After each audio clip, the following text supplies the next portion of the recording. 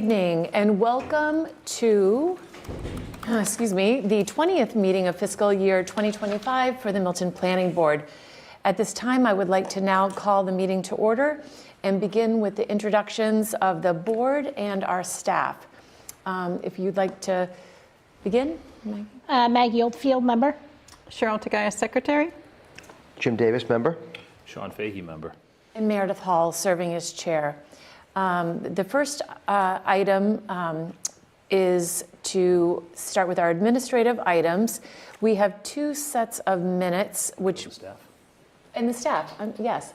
Julia. Or Cheyenne, actually, you're here with us?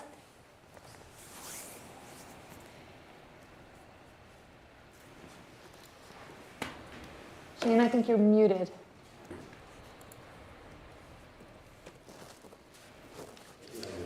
Okay, Julia? Julia's with us. We do have Cheyenne on, our assistant town planner, and hopefully Julia will be able to join us. We were having some technical difficulties, so hopefully Cheyenne, you'll be able to unmute yourself and say hello. Oh, yep. Cheyenne?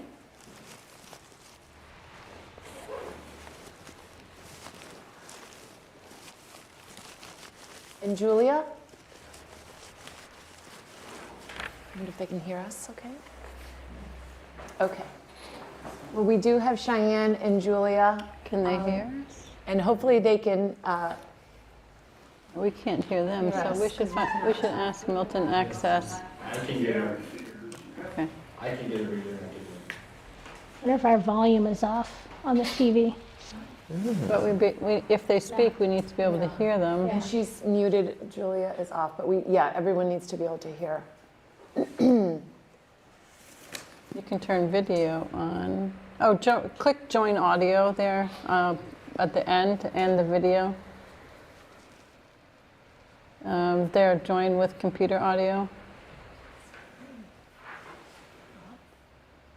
Well, That just muted. now we can try Julia. Julia, can you unmute? There, oh, she just. Julia, can you hear us?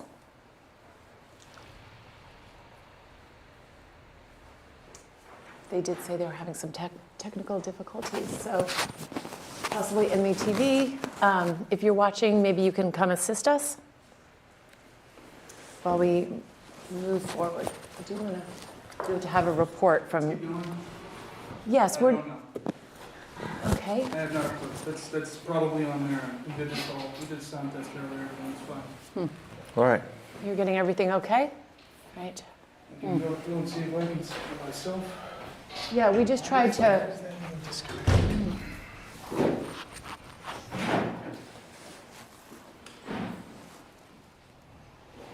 Can you get in? Okay, sorry.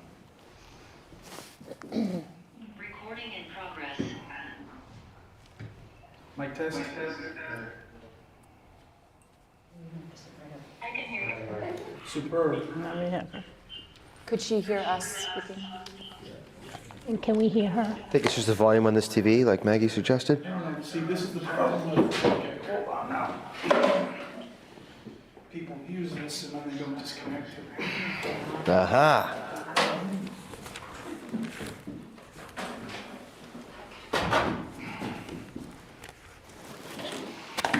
Thank you.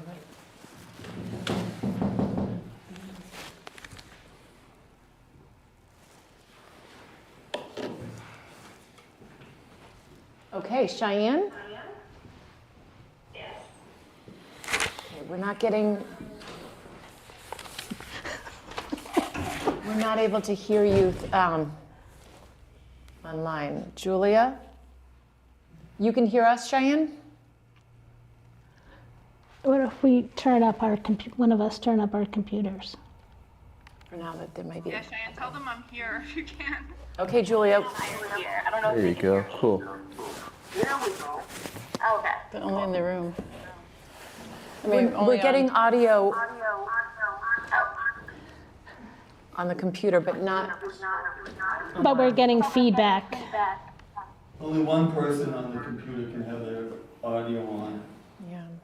or you're gonna get feedback. Okay. I We'll don't let them have mine. I don't have mine on. continue. I don't have mine on either. Accident. All right, why don't we move ahead with the approval of our minutes while they try to get connected? And we'll defer the staff update until we can get Cheyenne. Hopefully, we'll be able to get you connected, Cheyenne.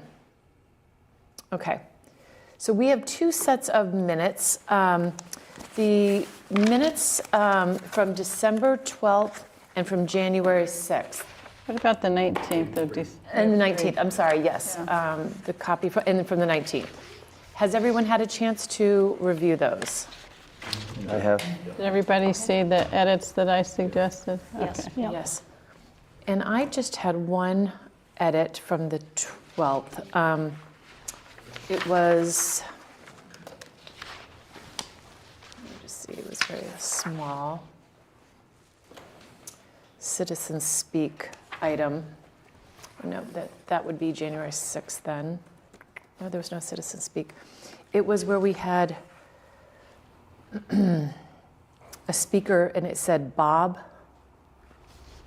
and it was actually Mary, last name here.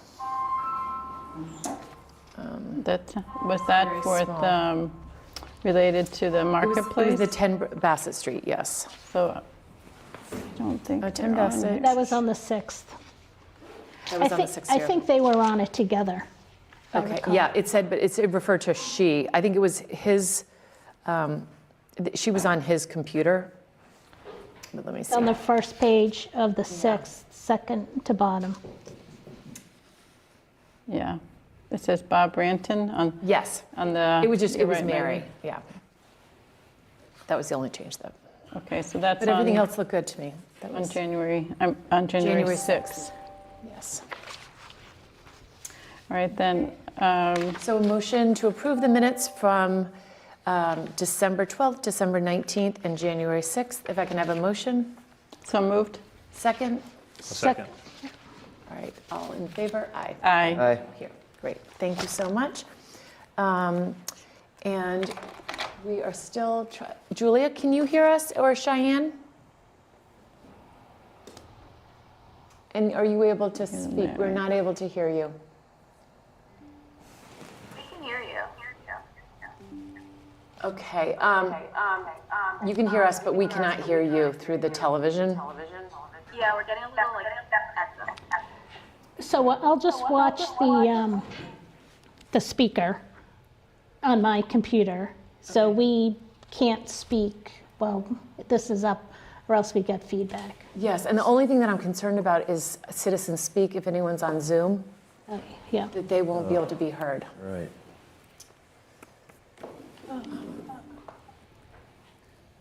They'll be able to be heard through the computer, right? Yeah, if you can hold a microphone, maybe we should take one of the microphones and hold it And out. I'll take one for later. I've got coffee. That might be I'll the best take my solution. microphone off. Or borrow one of the microphones when they're speaking. Okay.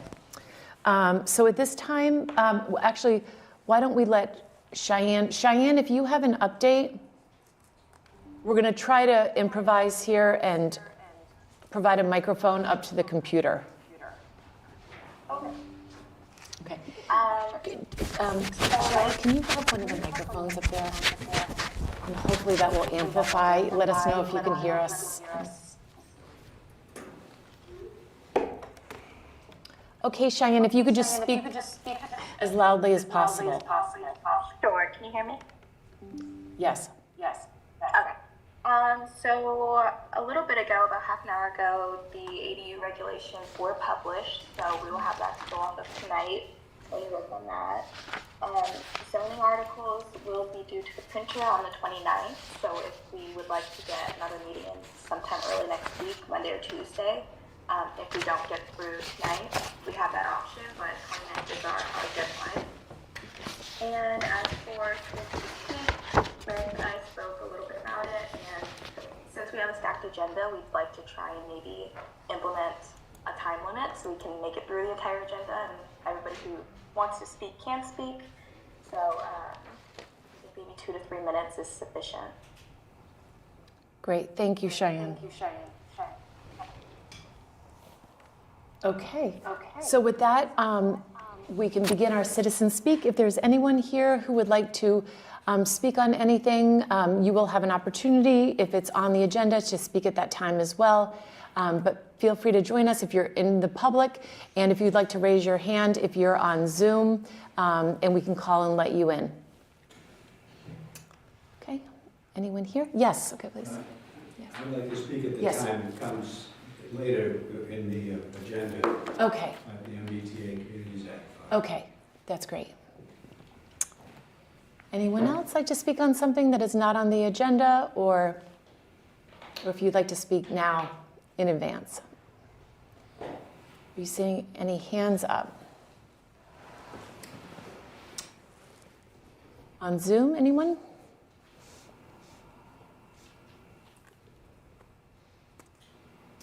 Okay.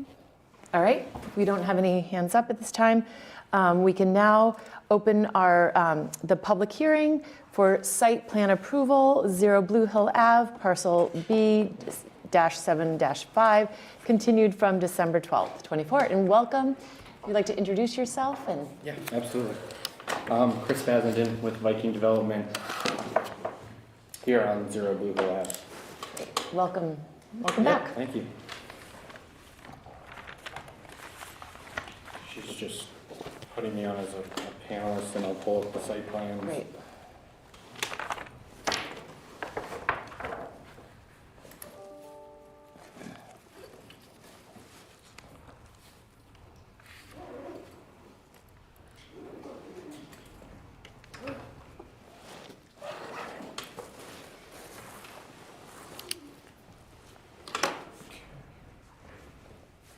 So just kind of a brief recap. I know we had holidays and New Year's and all that. So, Great. when we were here a few weeks ago, we provided a partial plan set, kind of introducing a new concept that we had gone back and revised based on conversations. We're now coming back with a full, complete set that I think received positive direction in the beginning, but there was some feedback, some things that should change. So there's 5 or 6 things in this plan set that were updated from the original concept and progression of the construction documents. We changed the pitch on the gable roof design. We increased the landscaping with an emphasis on a variety, as well as sort of enhancing that buffer area between the road and the building.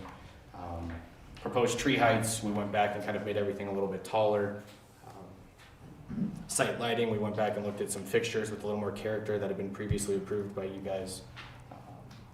And then the last one was tree preservation. We added a little more detailed call-outs on exactly how those trees kind of outside the limit of disturbance, but within sort of that area that could be disturbed, how they would protect those. All of those changes also maintained the limit of disturbance amounts, the earthwork quantities, the tree removal amounts, all of those numbers that we talked about previously in this updated design, those are almost identical, small changes. So hopefully you guys had a chance to review. We have the full design team here. Architect is on virtually. Happy to answer any questions. Great. Any questions from the board? I think it would be nice to walk through sort of the new elevations and Sure.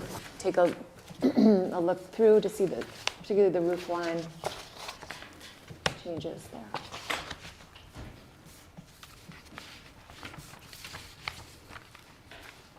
Yep, so actually, Josh, are you on? Do you want to speak on the elevations? Oh, well, this is going to be challenging. We're gonna have to. Oh, Yep. yeah, sorry.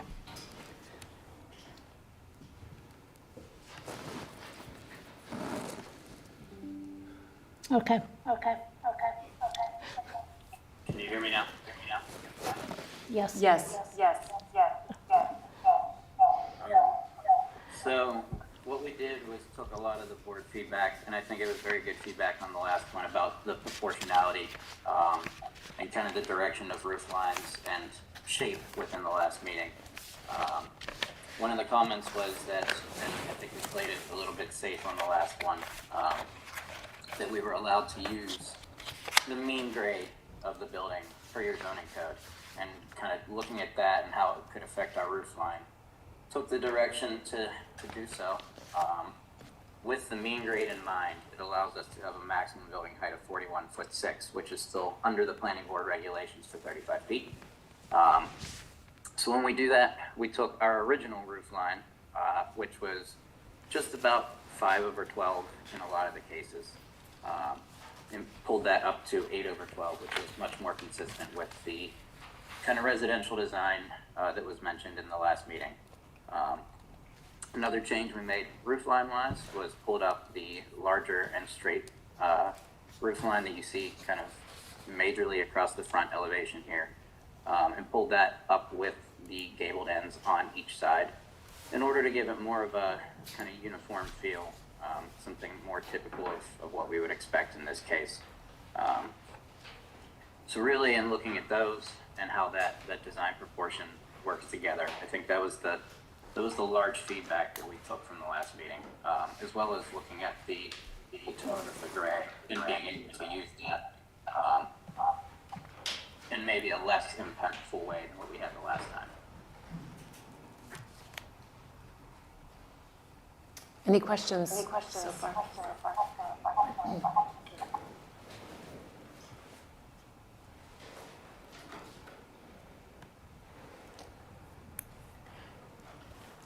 Not on I this. guess just a question I had was, what is the stone? You have a stone base, which I really like. It's not just the concrete, but what type of material is that intended to be? Josh, you want to speak on the specifics? Yeah, I can. So it is a thin stone product.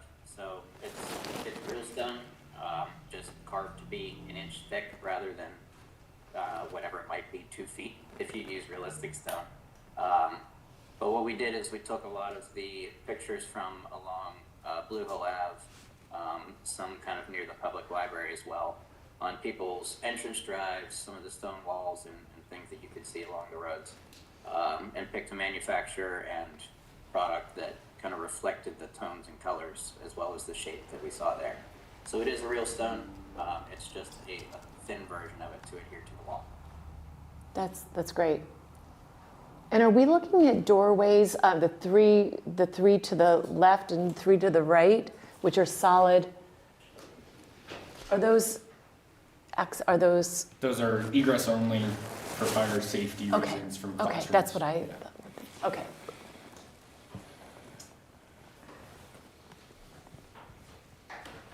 Any other questions so far? And what color is the stone? Grays.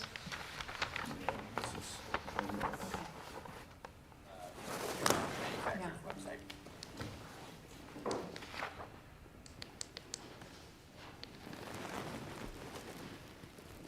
That's nice. Thank you. That's.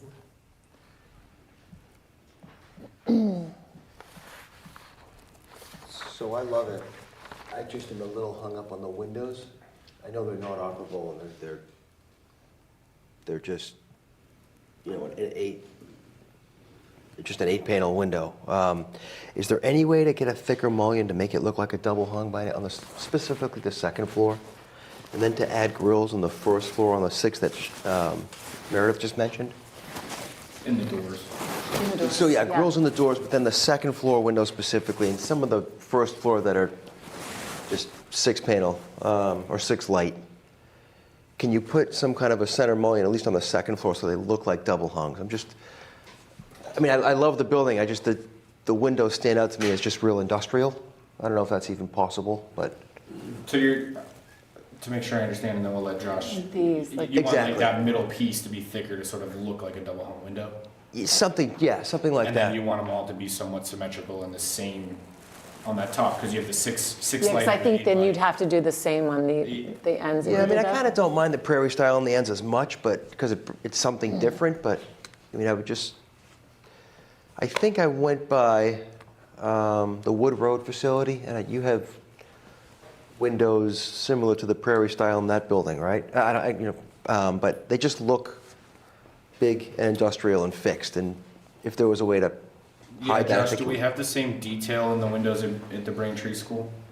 I think this is unique to this school. Same window system, the exact same buttons that are within the window. Yeah. So what you're seeing at the Wood Road School is identical to this, Right. just with additional buttons inside to break it up a little bit further. So the Braintree one didn't have as many. It was more of just a clear window like those doors. Right, and I'm trying to get away from that and get something that looks more double hung. That's. I can certainly look at it. I'm not entirely sure what the manufacturer's specific requirements are for what they would put inside the window, for what size they would be. We definitely have the flexibility to do something similar to it. I just don't know, and I could be wrong, I don't know how realistic those internal buttons would look for kind of what design you're after. Well, what if we took these two out? The top and the bottom, leaving you only in the middle to look more like a double hung window. Yeah. And keeping a contrast with, like you said, the ones on the ends. Right, they're kind of opposite. Yeah, that wouldn't be bad. So it's a 2/2. Yeah, we can certainly break it up more like a casement double hung window. But then you would almost have to do that same. Yeah. So we've got 6 here, so we'd probably match it on those.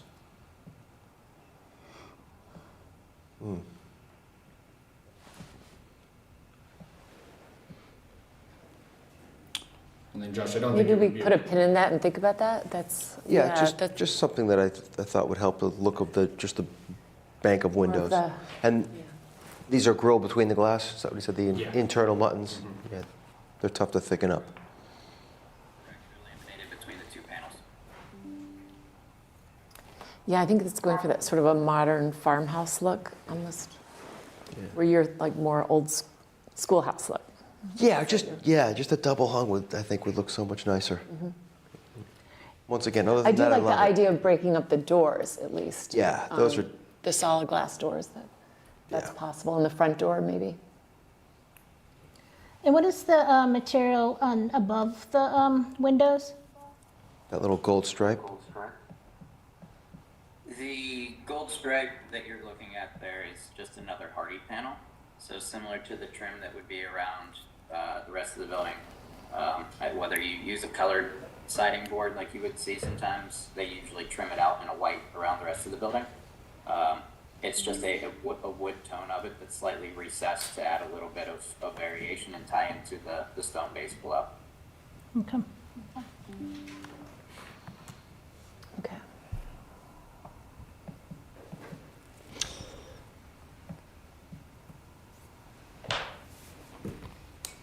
I think the changes are good. I think the height and roof pitch changes are good. I have some questions or comments on the site plan and the landscape plan. Sure. And then also, I did review the stormwater peer review, which also had a zoning review Yeah, I'd within like it. to go So through there are that maybe, a couple yeah. things, I don't know how much we're going to try to get through tonight, but if on the site plan, did you want to go to that next? Yeah, we can go Meredith? through that, yeah. Okay. The, if we could go to the grading plan.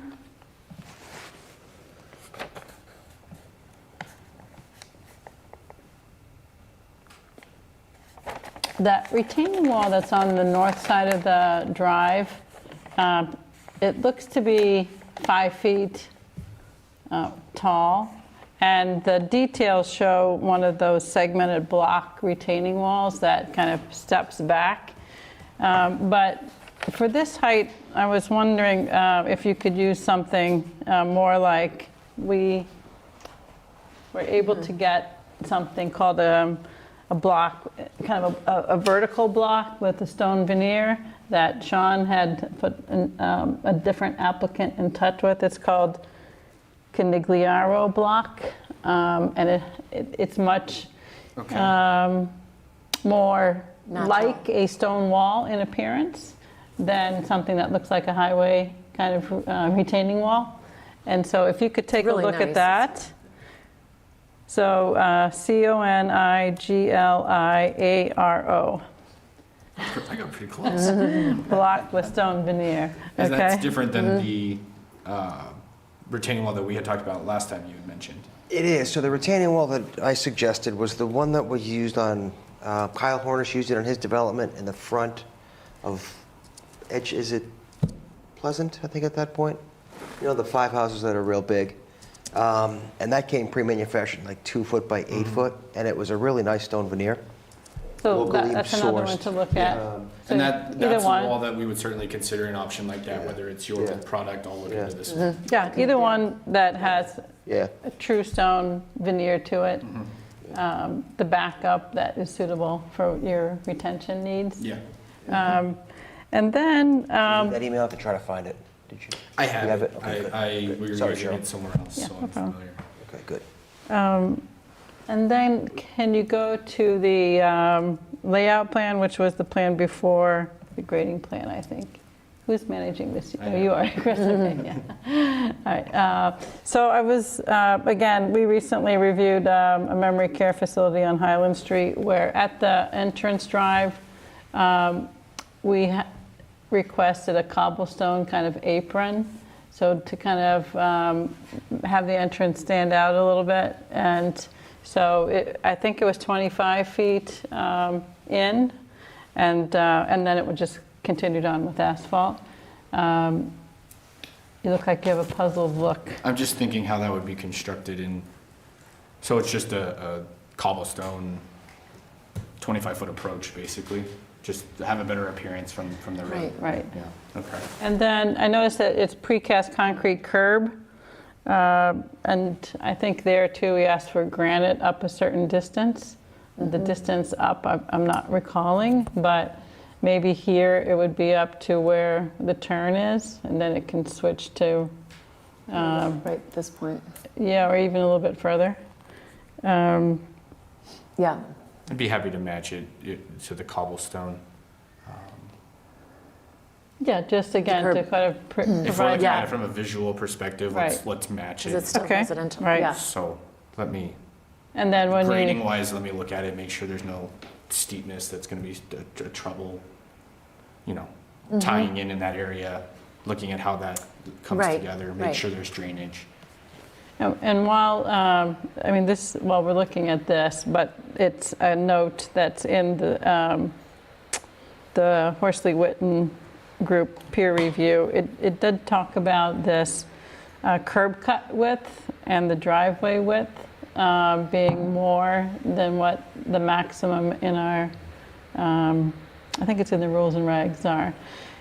So that the rules and regs are for a curb cut of 32 feet, and this is proposed at 56. And then the driveway width at 24 feet, and this is proposed at 26. So in that report, they had asked for you to give us the reasons why you were widening those beyond what was in our rules and regs. So just while we're here, I just wanted to point that out. But Was there a response? Just that it exceeded what is in our rules and regs, so 24 feet. If it's possible to narrow that to what is within, like. So I can give you 24 my answer, but this Yeah. is Luke, he's with Bowler Yep. Civil Engineer. But early on, we had met for pre-app, and the fire department had expressed concerns with turning maneuvers and making sure to stay in the right lanes in and out. And so that sort of forced us into slightly wider Okay. curb Okay. returns, which I Alright. think puts you at the 56 or whatever you had mentioned. so I think if you probably, I'm guessing I'd have that's to the double- answer that's in their comment response. That's what I was saying. okay, maybe I was not reviewing the most recent document, but if that's in the response, that's fine. Okay, so then on the, as you scroll to where the proposed snow storage area is on the south end of the parking lot, that's an area which has a fair amount of a slope. So if you go next to the grading plan, it's in that whole regrade area. So I guess I want to be sure that when that snow pile melts, that it's ending up in the containment area. and, doesn't in any way find its way over to the abutters. If you could just confirm that, or take a look at that. And then one other thing on this layout plan. Given the slope of the edge of the parking lot, particularly towards the street, is a guardrail required at that edge? What was the question? Is a guardrail required given the slope down? So if somebody goes straight and they go beyond the edge of the, It's not required, Okay. and for the record, Luke DeStefano will forward it. I think you I guess actually, you need to come up here. Introduce yourself. Yeah, generally, it's not required, you have the curb, and then it may look like an extreme slope, if it's fairly gradual, all said and done. It's something, if it was requested, certainly, but not something we would typically put in on an application like this. okay. And then I guess while you're here with us, back to that stormwater report. There was a comment about a steep slope, and I think it was comment under 2F. I don't know if we have that handy. Do you have that, the peer review? I have to go back and see which one I was looking at. Pull it up.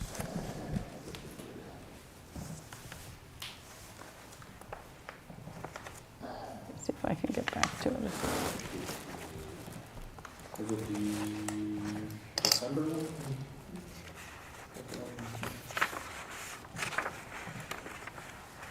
Let's see.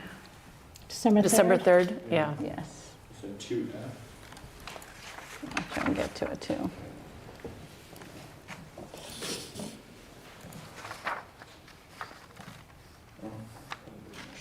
Yes, so, Riprap outfall. yes, it's 2F. Have you found it? Okay.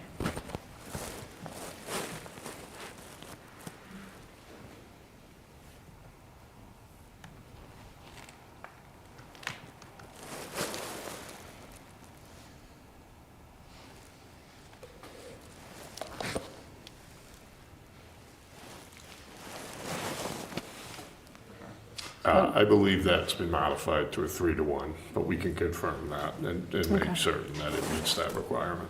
And can you go back to the site plan and point out where that is? Yeah, so, Okay. Luke, correct me if I'm wrong, but I assume that's talking about this area up in this, we'll get there, hold on, that right there. What's the purpose of that?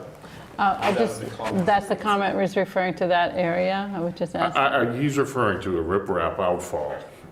If you go back to the plan, and you might have been circling the same thing versus just Yeah. the And let's keep in mind that these comments were made pre-design revisions. correct. Okay.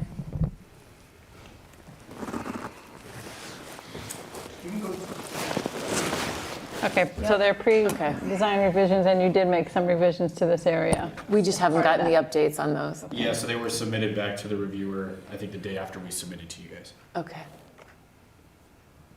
So we'll just need to get that from Horsley Witten. And just from an aesthetic point of view, that's out front, right? So that riprap is along Blue Hill Ave. Correct. How close to the street is that? I'm going to guess from the travelway itself, probably close to 10 feet, give or take a little bit. It is set down a few feet. Correct. Will that be screened with trees? To some On that? extent.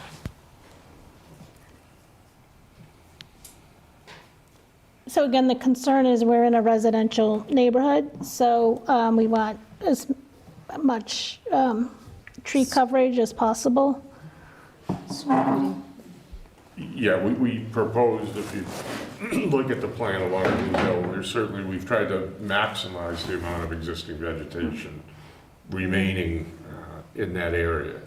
right directly where the riprap outfall is, unfortunately, we've got to do grading to get that in there. So some of the trees had to be removed. It's not something that's going to be super visual as you're traveling by. Again, it's basically, you know, like a hole with you know, stone.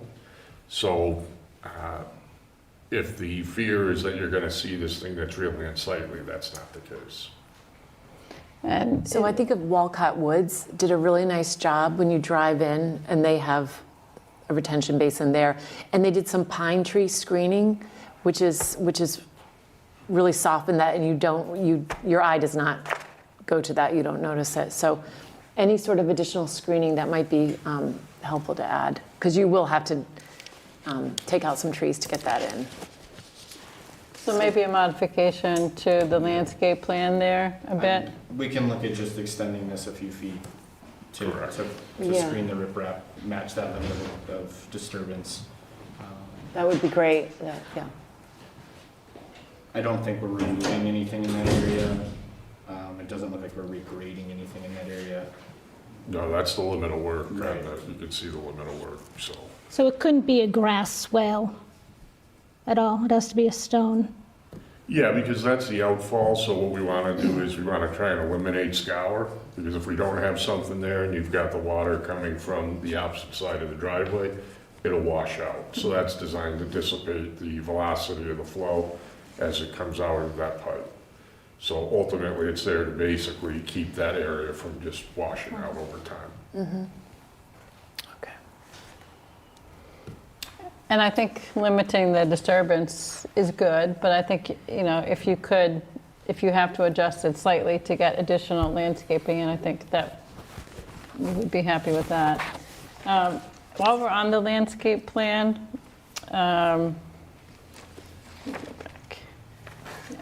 so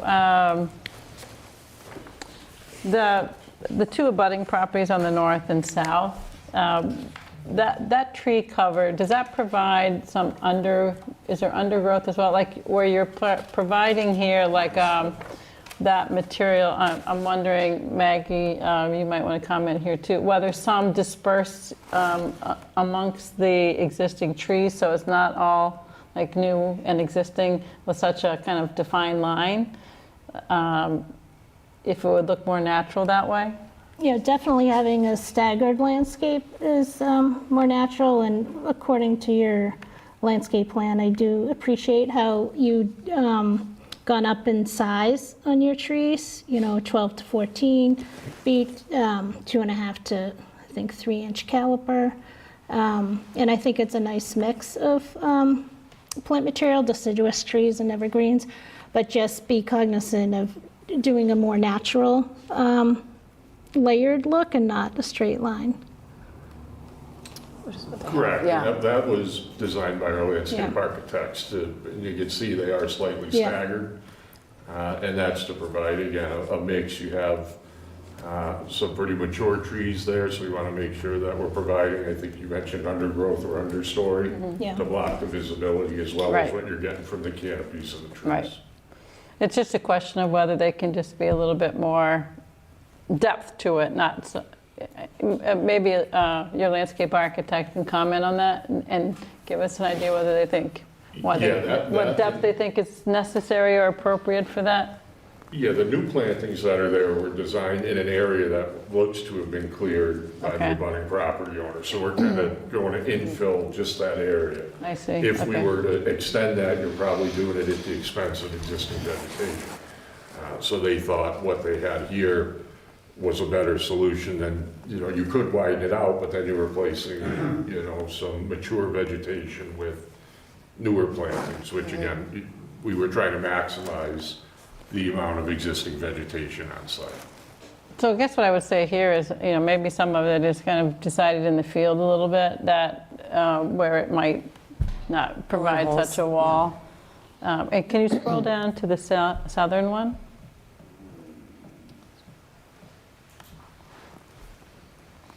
Well, here it's a little more dispersed because of the configuration of the property, and we did hear from that abutter at our last meeting. And so I think if the circles for the existing trees are correct, there's more of a tree line here already. So that seems okay with me. The one thing I also was thinking was along the edge of the parking lot, we talked about it being kind of again, kind of a wall and linear. So if on the very, yeah. And there's some slight modulation here. But I guess I still think it's going to be kind of linear in appearance. And wonder if you can just take that a little bit further, the landscape staggering. Or maybe there's something that's not quite as high in scale that starts to make its way down the slope a little bit. Because now you've switched that to the wildlife seed mix on the entire slope, right? Which I don't think you have I think you were only doing like 2 pounds of wildflower seed mix for 1,700 square feet. I think you need to go a little bit heavier on that. Certainly we'll talk to the landscape team, but again, that's what they do. Yeah. We could certainly ask if they think additional cover is necessary. So I'm afraid it's just going to wash out, because it is on a slope, and you have a better, it'll probably take Stable. better earlier if you go heavier. Yeah, we'd certainly bring that up to them, absolutely. And then if you scroll back over to the plan, I was looking at the trees. It's nice to get shade in the parking lot so that we cut down on heat island effect. And so I was wondering about the species that's specified, and I think it's a shade tree, but does it provide as large diameter, I guess, as some other shade trees? So maybe either Maggie can comment on that or your landscape architect, but also adding one in the island or the peninsula on the right hand, right, exactly. And then whether is any place along this edge where there can be a shade tree or a couple of shade trees along the edges, so that we can get some shade onto the impervious surface. And I think in our site plan approval we're trying to do, was every 5 spaces we wanted a shade tree. So I was wondering why, if that island on the right, you only have one island on the right, but maybe it should be brought down a little bit so it breaks up that spans of parking spaces. Yeah, I'm guessing it was a symmetry thing with the one in the center. Which gets to the question of another comment that was made in that Horsley Witten peer review was 57 parking spaces when 27 are required. And so, again, We're down to 46. It was down to 46. down to 46 But now. it was still, I think, 23 was required. I had a question about yeah. that too. So I was wondering why you needed the extra and if it could be reduced at all, and then maybe you could, do another island. Yeah, I think looking at this, based on the comment you just made about the placement of the island, we could probably remove, another 2 there directly across from the enclosure. Yeah, kind of leave that island where it is, but it now centers the one that you were. That would be nice. Yeah. But I do think operationally, we are landing in a place of where we like to see our schools, just to make sure that we are appropriately parked for the operation, the drop-off, pickup, all of that. You guys are low in terms of your parking standards to what we're typically used to seeing. I'm usually arguing the other way. So I like to hear that. I'm willing to work with you on that, but there is a point here where the 23 just doesn't work for our operation. And it's 46 now? Yeah. Okay.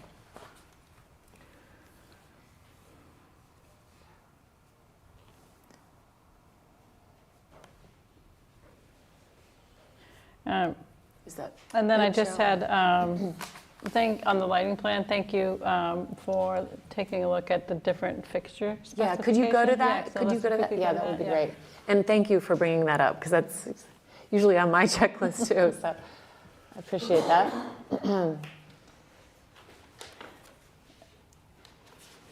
I did want to ask you about the quantity of them, though. I realize that the type of fixture influences the quantity, but I don't recall if we spoke before about controls and sensors, so that we don't have the fixtures on longer than they need to be. So like they don't. Did we speak about that before? I don't know if we spoke about it in detail, but totally open. We typically would have them turn on an hour before open in the right season, and then an hour after close. Okay, and then the fixtures, there's a lot around the perimeter of the building, so would those, after a certain hour, be on an occupancy sensor? I imagine some of them might be for security purposes, but, or even that, but there's, if we look at how many there are, those would be off 1 hour after closure as well, and not on at all? Would there be anything that is on or on an occupancy sensor around the building at night? Josh, do you know how those are programmed? Hold on. Sorry, Chris, what was that? I hear the tech guys talking in the background. I was going to say, can you, the tech, the public can hear everything the MATV is saying? So I don't know if they can hear us, but they should maybe find a way to mute themselves. Okay. Sorry, go ahead. Do you mind repeating the question? The, whether there's security lighting that would be tied to motion sensors around the perimeter of the building that would be building mounted? Or would all of these lights just be off at I don't 1 think they hour can after hear us. closure? We can hear you now. I can hear you. I think it must just be the people on Zoom. Yeah, I'm Julia. I'm the Wait, so now clerk they, here. Okay. Yeah, so I guess the question I would have, are those mounted like sconce lights, or are those, you know, yeah, so. are they decorative? Are they, you know, because What I I was didn't see hoping- those on the plan. Yeah, so typically, they are like a gooseneck light. You may have Okay. seen them if you're one by the Wood Road site. I don't believe they're like a wall pack light. There's a detail on the next page. Yeah. Is there? For Yeah, that would for be the great. building one? For both, yeah, the wall sconce is on the right top, I believe. This, Yeah, so I think this is all related to the new site lights that we put in the parking lot. I don't believe we have a detail on here for the building lighting. I did look up this W2, which is referenced on the plan, this Cooper Invu, and it is there, I believe, on your, as you said, on your cut sheet that's on the plan, that one on the right there. This guy here? Yeah. Look, it's very similar. If that's not it, it's very Right, close. it's very close, Yes. right. The only thing I was hoping he would answer that I don't know the answer to off the top of my head is the timing on them. If they all turn off, if they are meant for emergency purposes to be on, we can certainly look at it. So if they're on for emergency purposes or security purposes, it'd be great for them to be at a low level. Yeah. And then they get tripped up Yeah. at a higher level with movement or Right. something of that nature, just so that it has a more residential level of lighting than a commercial level of lighting. Okay, When you're not in now, operation. Yeah. you can answer the question, Josh.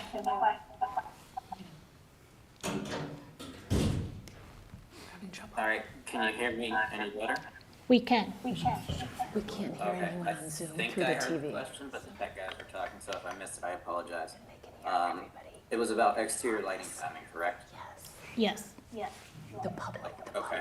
we can't. So that can be configured in a way that we will provide battery backup power and motion sensors on all exterior lighting attached to the building. That can obviously still be put on a timer to work on whatever system we want. So if we want to say lights turn off at 7 p.m., 8 p.m., whatever it might be. After that point in time, we can control whether they're dimmed as a standard and then would just go to full power when motion activated, or we can have them off completely, and then if motion activates, we can go to whatever value is determined, whether that's 50% power or 100%, whatever it might be. That's cool. Okay, great. Okay. So there's a total, so all of those lights that we were looking at were all wall-mounted, basically sconces.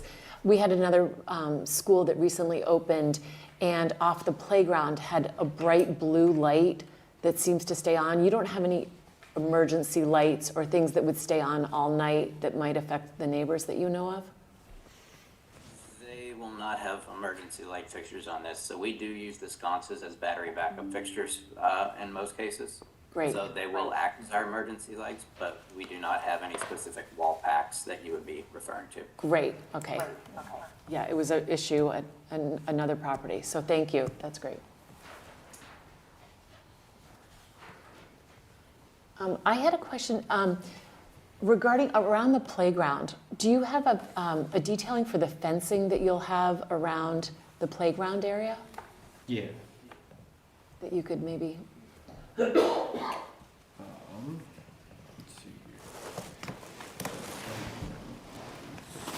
here. Did they have, it might have had it. I thought it was vinyl. That's what I, No, so Was around the playground should be an ornamental fence. Okay, great. Likely black. okay, nice. I think I had submitted a cut sheet at one point.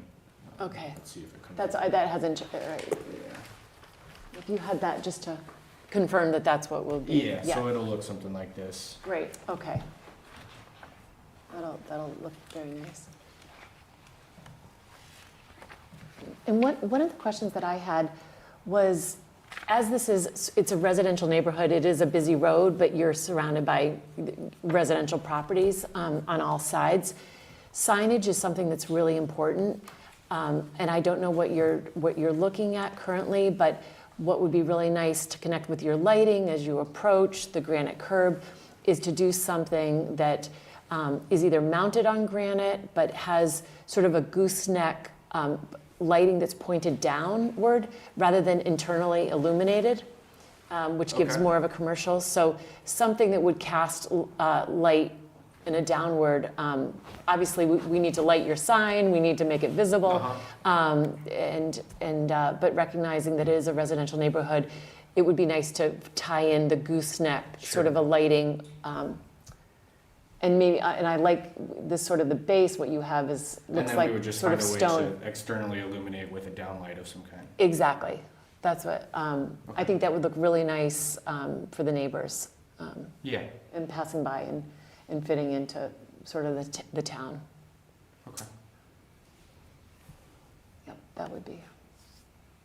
If you could maybe give some more detail on that in the future, that'd be great.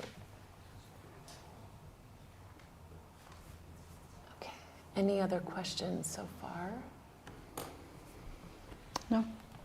No, I guess we'll be just looking for sort of an update from Horsley Witten, Cheyenne. You know, if you could find out, because you obviously responded to them and we just haven't seen the new updated responses. So we'd like to see that. But I just want to say thank you so much for, you really, the project is looking really good. I think we'll want to see maybe a construction management plan as it is, a busy road with trucks and vehicles, how you'll be looking at that.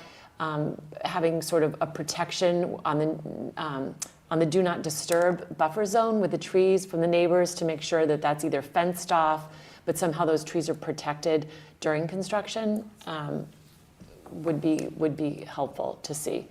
Have you submitted a construction plan, a construction management plan? Well, and that's what I want to, that's sort of where I'm going. We have an erosion and sediment control plan that talks about, how to protect inlets, how to slow down runoff, all of that. Right. What additionally are we looking for that isn't kind of captured in those plan sets from a means and methods perspective?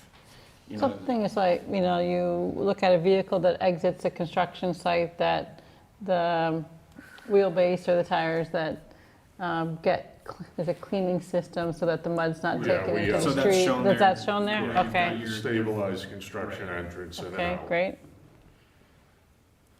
And I know that right now on Randolph Ave, Route 28, there's a big 40B being built.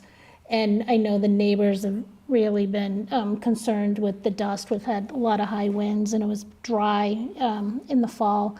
So it's been very, very dusty and they were not on top of their plan. So just making sure that the dust is Sure. controlled.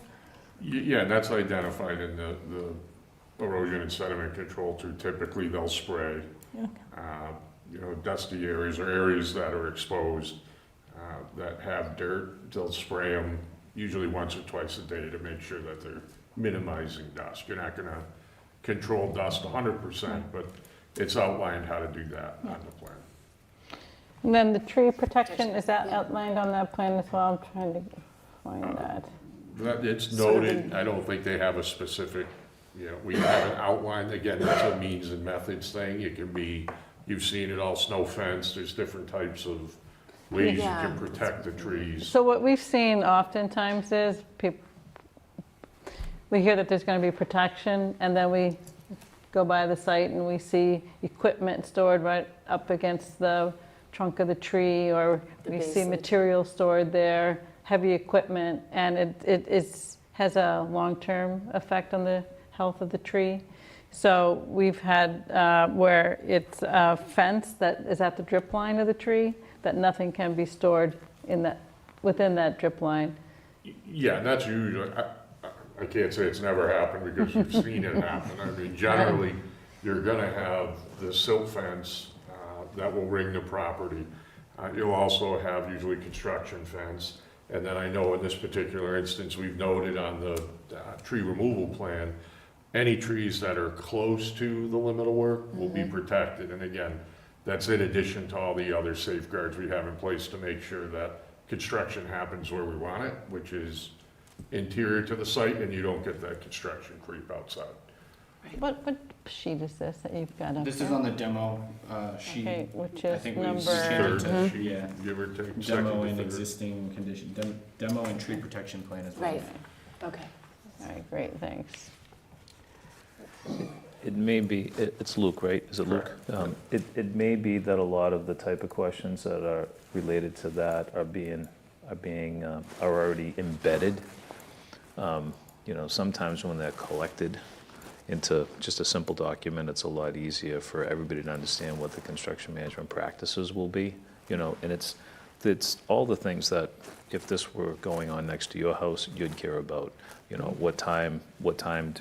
What time does construction traffic start? When does construction traffic stop? When do machines start in the morning? Do you know what I mean? Things of that nature. Yeah, if you're looking for that, I think you're talking two separate things. I mean, right now, I'm guessing you don't have a contractor chosen.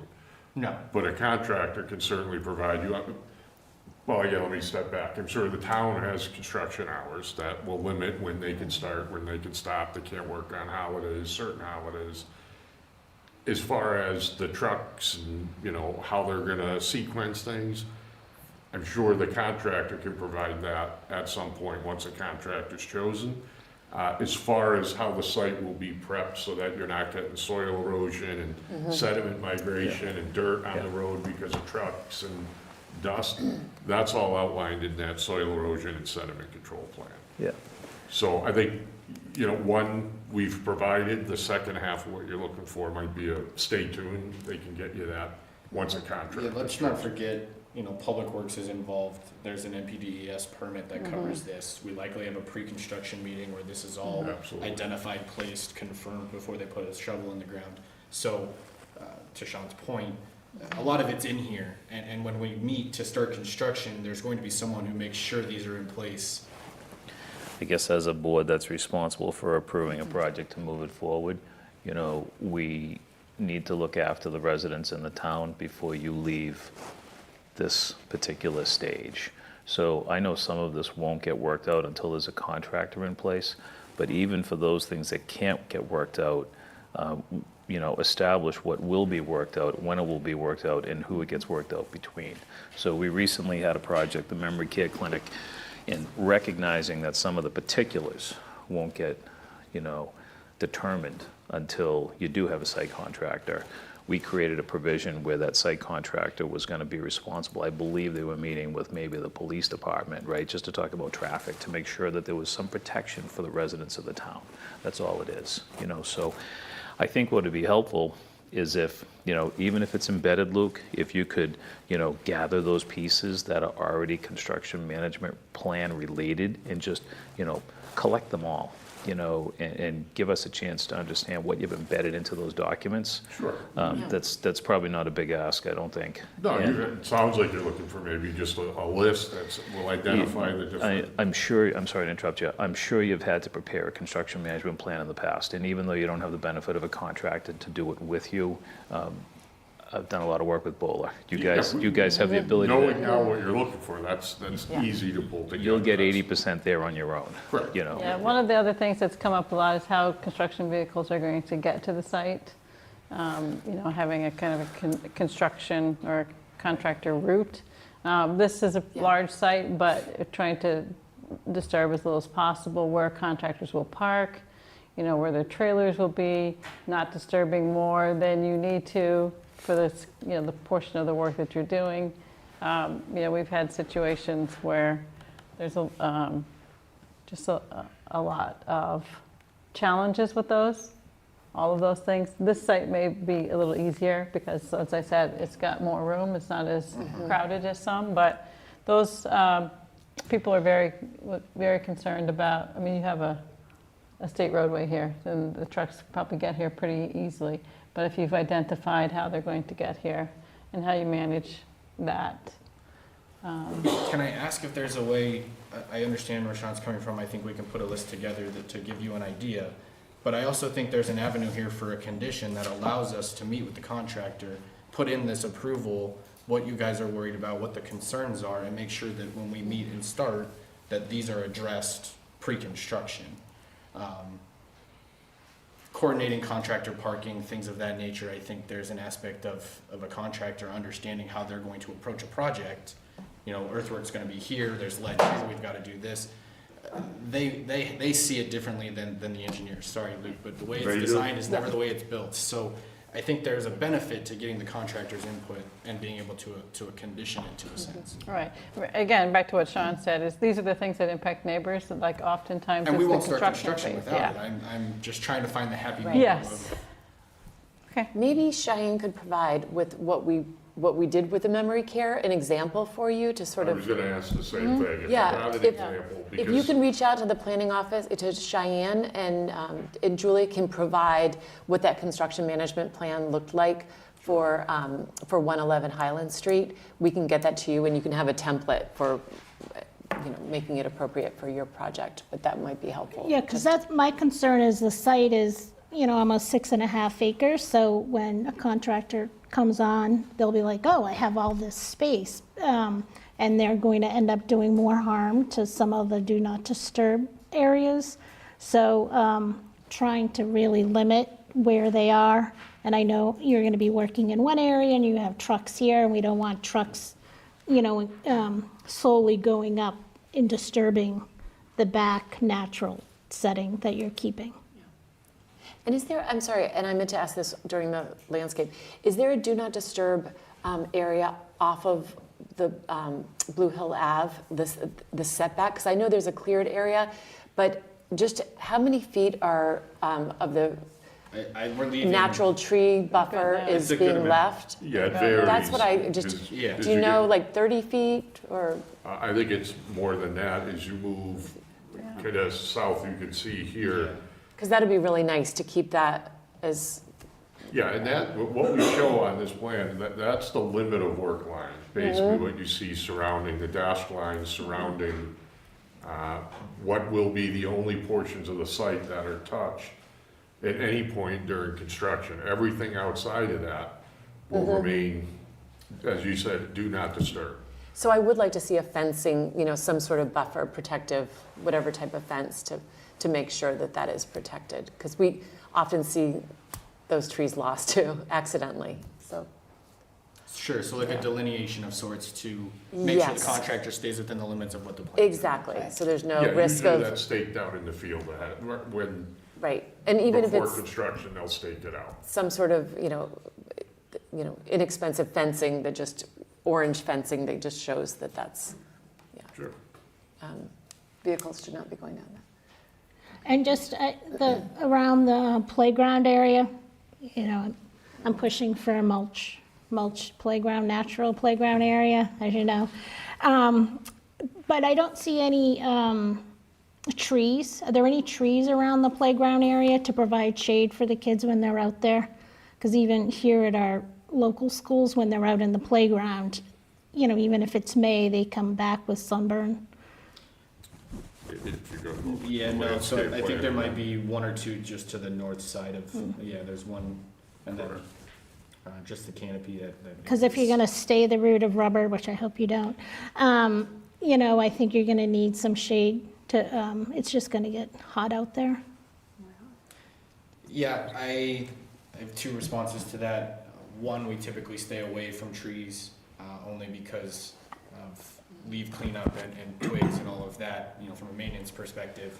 And then two, we do have set schedules in terms of play. We have the indoor play area with the roll-up garage door, so there is the inside out. So it's not typical for us to put trees. Even on the outside. We could, again, it just sort of keeps pushing our limit of disturbance further back in if we were to put, trees along that outside edge. I will also add that a lot of the equipment fixtures that we put on there do have shade canopies, whether it's an umbrella or just a canopy on top of the swing or slide or whatever it might be.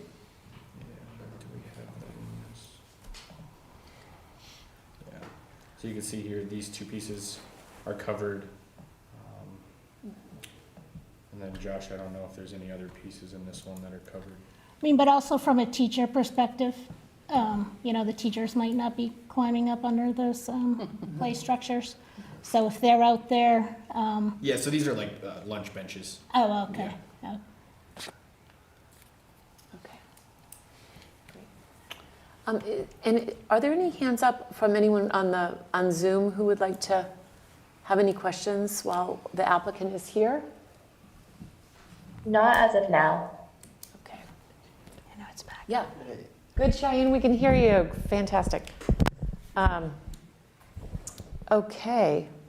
So I think this is a good point tonight, and we appreciate all the work, and I think the next thing will be the construction management plan, and then we'll get an update sort of from our peer review or on where we. The few requests that we made ourselves Yeah. here, I think, but I think we're very close now. Yeah. Thank you. Yeah, I'm hoping that if we go back with these items, focused on getting these issues resolved, some of the items, bigger items, larger items we talked about that aren't specific, we'll listen back and try and change it. I'm hopeful we can get there. That's great. And then that's I great. just let you know that we did wrap up traffic peer review. That wasn't mentioned at any point, so. Yeah, I that was has been going to concluded. mention that too. That's great. Yeah. So when do you think the next, 2 weeks, Luke? 2 weeks. Yeah, that Think you might can be. do the it's February 3 weeks. Yeah, I think it's 3 3 weeks. weeks? Right, So- February 13th is what Cheyenne and I had talked about as the next one. The 13th? Okay, Yeah, Yep. we'll figure out a way. okay. Okay. I don't All think right. there's much in the way of site plan changes. And that's, I think, Horsley Witten, the peer review, I think we could have that done by then. A lot of the comments from the previous design were still applicable, so I think that's in a good spot. Agreed. One thing I also want to say is thank you for getting materials to us a week in advance of our meetings. It's really helpful and very responsive to the things we've asked for and Sure. what you get to us. So thank you for that. In approaching this next meeting, is there any benefit if I share things like construction management ahead of time? Absolutely, that'd be great. Okay, Yeah. sure. And again, we can provide that template for you, whatever you need for, Yeah, I'll certainly connect with Cheyenne and try and see what we Great. have. Well, even taking some of your text boxes out of your, the big, on your plans, taking the list of trees off of your plan and just putting it in you know, a Word doc is even helpful. Because List of tree list. yeah, because looking at a big plan and then, you know, just looking in the, A plant list is what you're looking for? yeah, That's on the plan. correct, it's on the plan, but putting it on just a Word doc might be a little bit helpful. You It's talk- just a hassle to read the plan and then just scroll over and zoom it up. Yes. And then, if you had a 2x3 in front of you, it'd be great. But if you're trying to do it on the computer, it's just cumbersome for the layman like me and Maggie, I The guess. caution I have about that is that where you they're don't located. want to have inconsistency between the plan and another document. I think maybe if there's things that, some of these things are boilerplate in terms of the notes, but some of them I think are more tailored, right, to things that we've talked about. And maybe what you can do is just highlight for us which ones are the ones that we've asked about or talked about. Not so much a plant list, but I was thinking about the tree protection and the soil erosion plan. And I think my approach for the next meeting, you know, taking this list, I'll go through and I'll point them all out to you, showing what we changed, what we Exactly, added, what the okay. notes were, so it's clear what was added and what's stated for those items. Thank you. Great. All right, so with that, I would entertain a motion to move the 0 Blue Hill Ave public hearing to, let's say, we do have MAPC coming, so maybe we should say, and we told Josh we could put him on early in the evening, so should we say an 8 p.m.? Or 7:30? 7:30, just in case, so. Okay, so I'll make a motion to continue the site plan approval public hearing for 0 Blue Hill Ave to February 13th at 7:30 PM. Second. All in favor? Aye. Aye. Great, thank you so much. Thank you. See you on the 13th, Have a that's nice great. night. Thank you. You too, thank you. Okay, so now at this time, we can reopen special permit site plan approval for Thayer Nursery, continued from December 19th. You can recuse yourself, and we'll welcome the team to come up here. Was there anything you wanted me to read? Or Maggie, Maggie? anything you want Meredith to read? Is there anything, or does Marion have everything that you would? I think Josh has, should Or have, Josh has, whatever. okay, sorry, whatever. Okay, I didn't know if there were any materials that needed to be left, or, okay, I great. think, yeah, we'll And explain. We have a really full agenda for tonight, which I apologize to everybody, but we are packed. So what I thought you could do, if you could, Marion, is, because we spend a lot of time, going through sort of a lot of the application, and I thought if you could just give sort of a brief summary of where you are.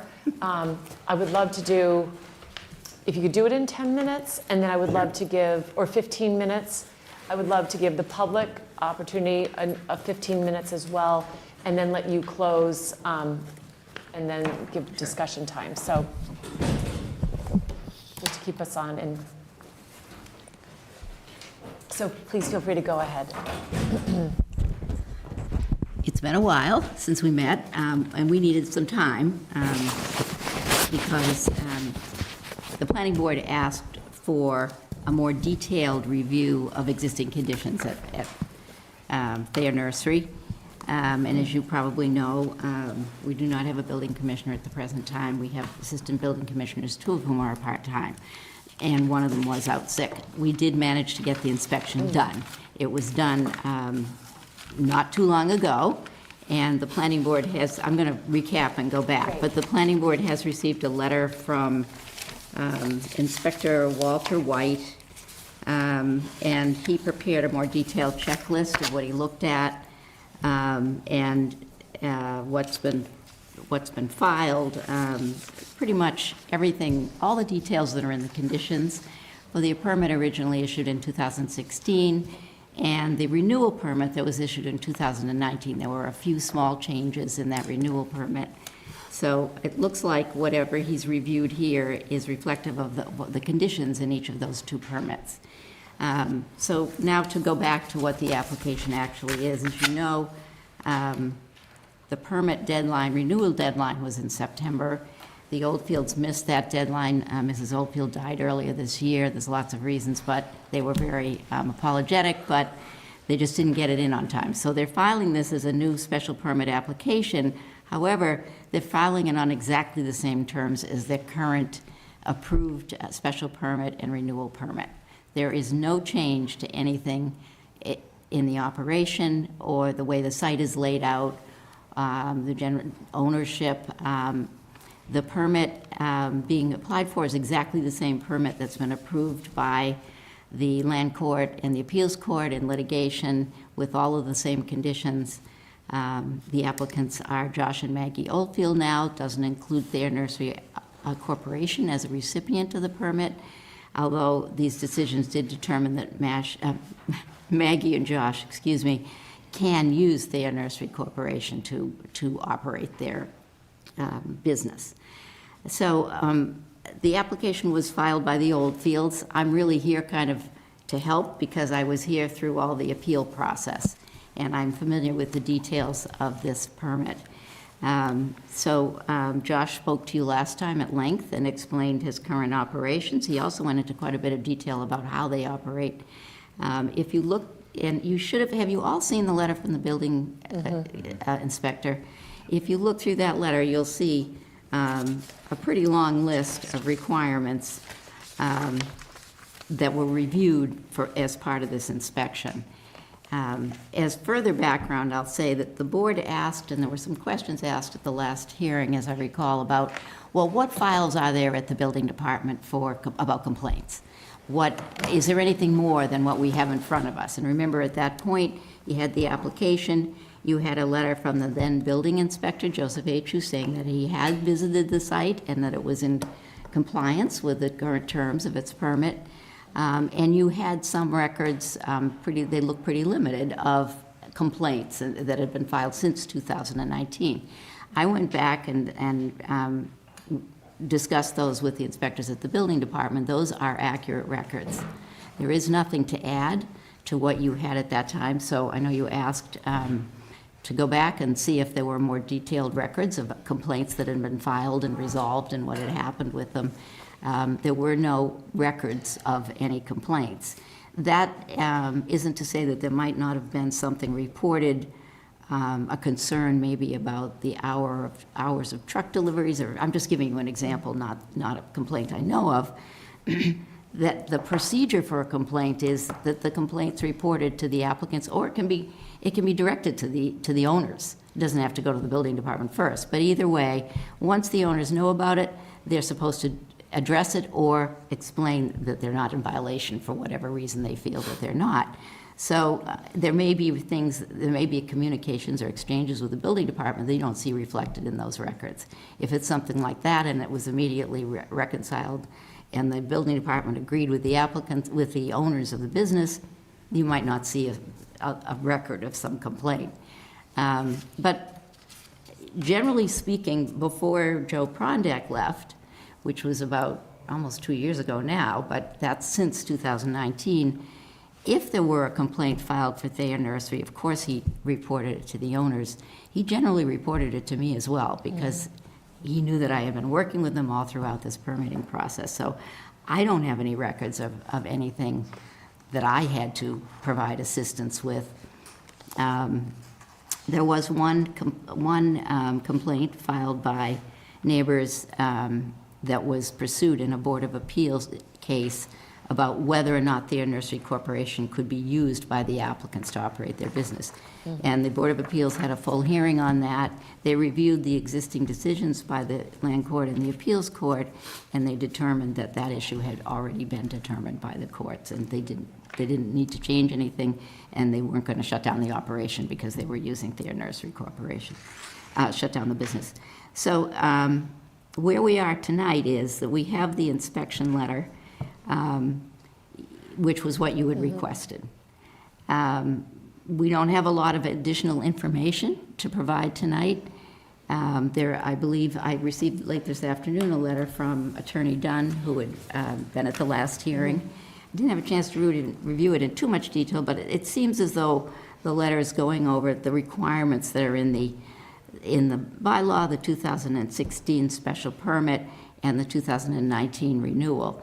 And the point that we want to make over and over again tonight is we are not asking for anything different than what's in those decisions. And we have had an inspection, and the building inspector, who did a very thorough job, I think, has determined that there is nothing that's in violation currently on this site. Any external approvals or licenses that have to be obtained and that sort of thing, this is the time when Thayer Nursery certainly goes back and checks on that. They did talk to the fire department, for example, about whether they needed a separate permit for, I think, their mulch storage. Fire department has determined they don't, primarily because the amount is so small. And then I think they're trying to think what else. Well, licensing for their vehicles is something they do on a regular basis, but their vehicles are licensed as farm vehicles. These are the trucks that are used for the business. And so they're licensed, and Josh may be able to explain that better, but they're licensed as one overall license for all the vehicles together. Those have to be kept up to date, as, just like, I don't know, excise tax records for the rest of us or something, but, there are certain things that you have to do every year. So, Josh, is there anything else you want to add at this point? Anything you've thought of or that's come up? Anything that came up in the inspection? You were there? Yeah, I was with Walter White, I presume he's the acting building inspector, correct? I don't know if he is or he isn't, I but don't he know, did the but- inspection, yeah. So we've had the previous inspection done by the acting building inspector, and even though it wasn't in detail, again, he recommended that a permit be issued. And to me, he's the enforcement officer. We had, since he's left, for whatever reason, we have the next person who the town is having do these inspections, come out and do a thorough inspection. Even though the other inspection was completely thorough, it just wasn't written in a detailed format. Doesn't mean that the inspection wasn't thorough. I walked around with him as well, and I showed him every component of our business.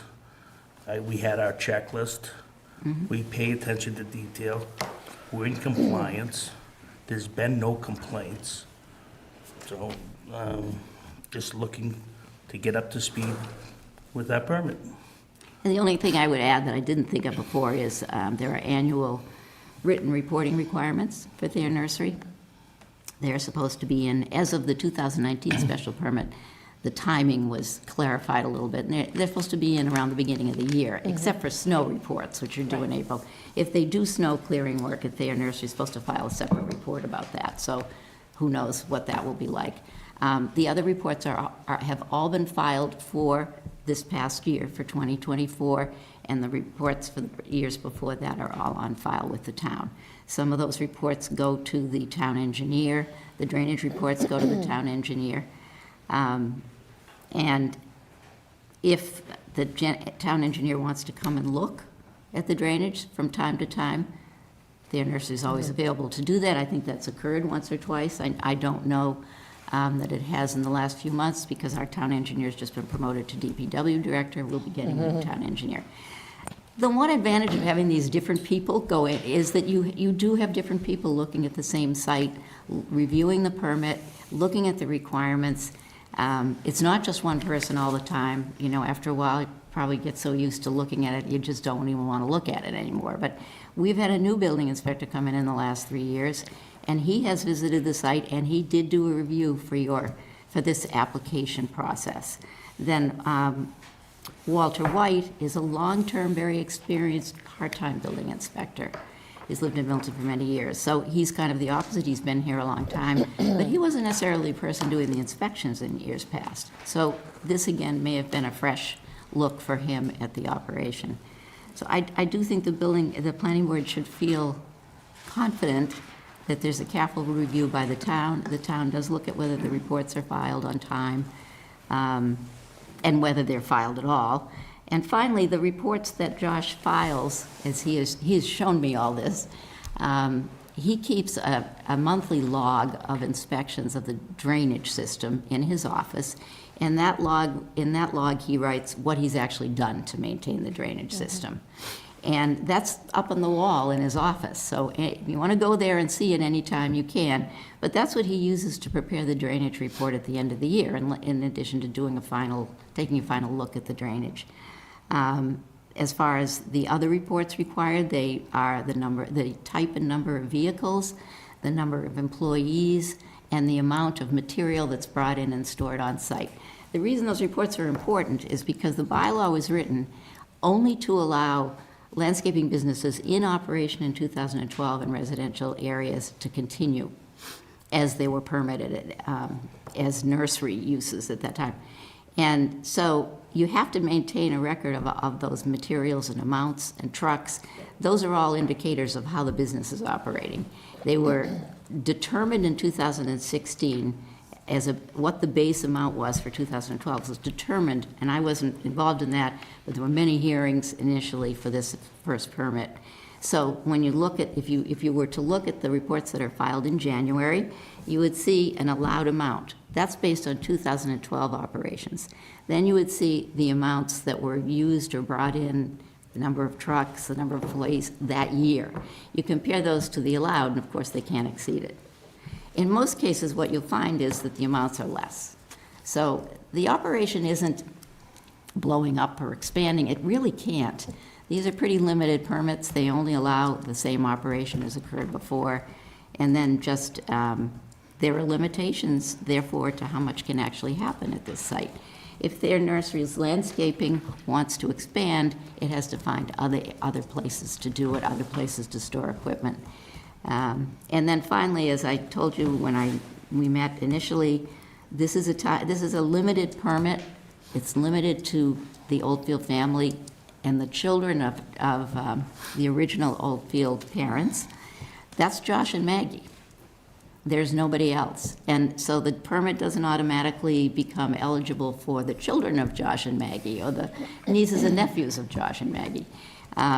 If anything were to be continued by anyone other than Josh and Maggie Oldfield, it would be an entirely new, it'd have to be new zoning.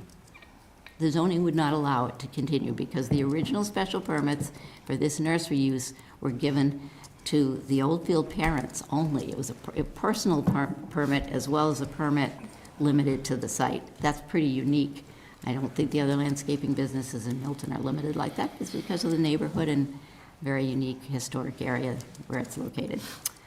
And the ongoing business does preserve a certain look to this area. There is still the original historic house.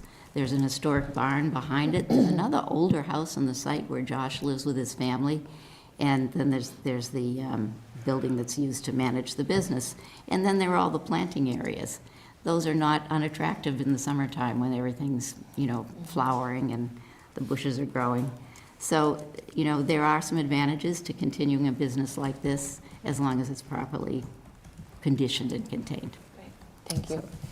Any questions from the members of the board while Marion and Josh are here with us? Not a question, but a comment. Walter White's title on the letter that he wrote is interim building commissioner. So that is the title, I assume. I can't imagine he's writing something that he doesn't have for a title. You must be but, right, yes. He also writes in the letter that please find attached copies of the latest business operations reports filed by the Oldfields. So he must have had those as well. Those are the reports, I believe, that you're saying he And submitted. Julia sent those out today to Okay. the board. I wanted to make sure everybody had those. Okay. No, I didn't have anything else. Sorry, Jim, were you going to say? I was just going to say, I can speak to Walter White. He has inspected my projects for the past couple of years. He's very accomplished. He knows exactly what he's doing. He worked for Brookline for a long time. Oh. And he's as a building inspector. So I have the utmost confidence in Walter. That's all.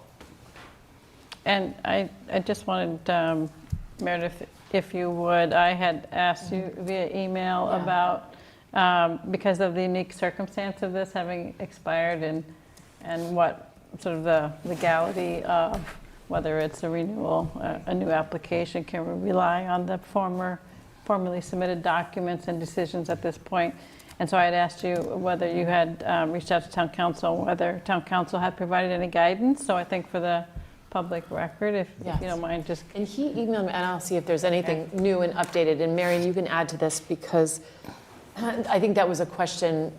Their nursery wanted to do the right thing, not the easy thing. It would have been easy. And I think initially they were told that they could apply either way, but that because of the lapse of the time frame, it would be cleaner to come back as a new permit. And that was town council. I believe Thayer had, Maggie had spoken to Nick Milano, and he wanted to get the input from town council. So they definitely suggested that it was, yes. Yeah, so this was just the response. And Peter Mello checked in to make sure that your question was answered, but that it was from Peter Mello making a recommendation to do the special permit. And I also asked him just to confirm, because the documents that we're using are all on file with the town. There's historic precedent that each of the amendments, the new permits and 2016, 2019, each refer back to historical, the original permit. So every permit, whether it's renewal or new permit, has always referenced back to the existing original site plans, and amendments have definitely been made along the way. But they're, as far as documentation, inspections, everything has been referred to on a historical basis. So that's, town council is just emailed saying, I have no problem with the board considering items from 2016, 2019 that were resubmitted with the new application. Okay. Thanks. To answer your question. So I did have a question, because we've been listening very carefully and we've received a lot of emails, a lot of questions, and I think the one thing we can say about this board is we like to listen to the neighbors, and we really do appreciate anyone who comes forth with any concerns, and we like to look at those in detail level. The one thing, because I actually spoke to Joe Atchu also on his experience. He was only here for a year to see if there was anything outstanding that had been brought to his attention. And he said there were some minor, like just a few things, but everything had been resolved immediately by Thayer. But the one thing that I did hear and listen is that, and this does happen, that when buffer landscape has been put in that was required in previous permits, that sometimes, for whatever reason, it might be a harsh winter or a drought in the summer, but some plant material does not survive.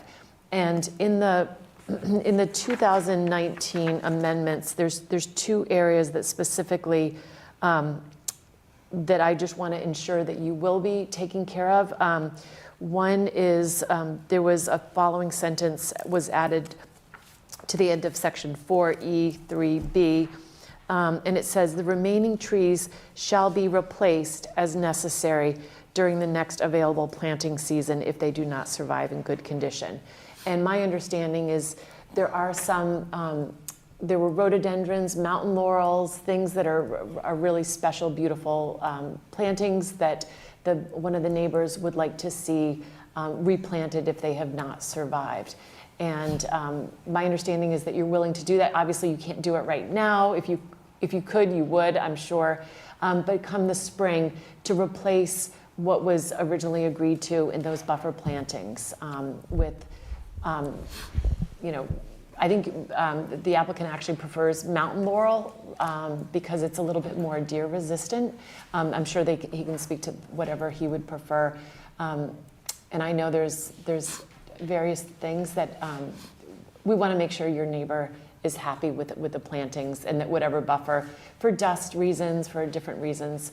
And also, if there was some photographs were sent, a section of fence that had come off. I don't know if, and that would be something that was also in amendment that just talks about that the quality level of the fencing shall be, maintained and kept up. So if there is anything, I'm sure you're willing to. Sure, yep. There was a section of the sound attenuation fence Yes. that had ripped during a high wind event Yeah. that has been already repaired. That's already been repaired? Yes. Okay, And all right. if there is anything, plant material that is compromised, I have very high standards of Yeah. determining whether a plant is in good standing, healthy conditions or it Yeah. isn't. So there's no gray area there. Exactly. That would be replanted as needed. And some things are slower growing than Whether others. it's mountain laurel or Japanese Yeah. Indorama, Yeah. whatever is more deer resistant. and You would be more- willing to do that, is replace more them, yeah. culturally sustainable in those cultural conditions, it will be one or the other. Okay. So it's. And it does allow for replacement if something Right. doesn't appear to be doing well in that location. Correct. That you can substitute it for Right. something comparable and similar. And Correct. Andromeda actually is really, it's a wonderful, and it's actually much more, it's fast growing. It's more And it has a dense. beautiful white flower. It's a great plant, so. Yeah, what was changed in the 2019 renewal was that language that you're describing was addressing this idea that this is, after all, a landscaping and a nursery business. So they said, if we find out something isn't growing well, can we substitute something equally nice, but that will thrive? And the location along that buffer zone is fairly shady. And all I can say is you've received the assurance that the plants will be replaced that aren't thriving, but there may be some more discussion, or their nursery will try to select something that's going to do well, because you can plant it, but then 6 months later it's dead. So, But that's and tree okay, yeah. replacement is similar. Again, the little bit of leeway that was allowed in 2019 in the renewal was that if you found that a species of tree wasn't doing well, you had to replace it, but you could replace it with something that would do Right. better. But the aggregate of the total number of plants that are there today exceed what is permitted. So we're just talking, Okay. minutia here, really. Okay. But it's an assurance Yeah. that the But applicants will Yeah, provide. if there's something that wasn't Yeah. surviving. Okay. Okay. Any other questions from members? And then we'd like to give opportunity if those are, Cheyenne, I don't know if you have anybody who would like to speak on this permit who's on Zoom. We have Matthew Dunn. Okay.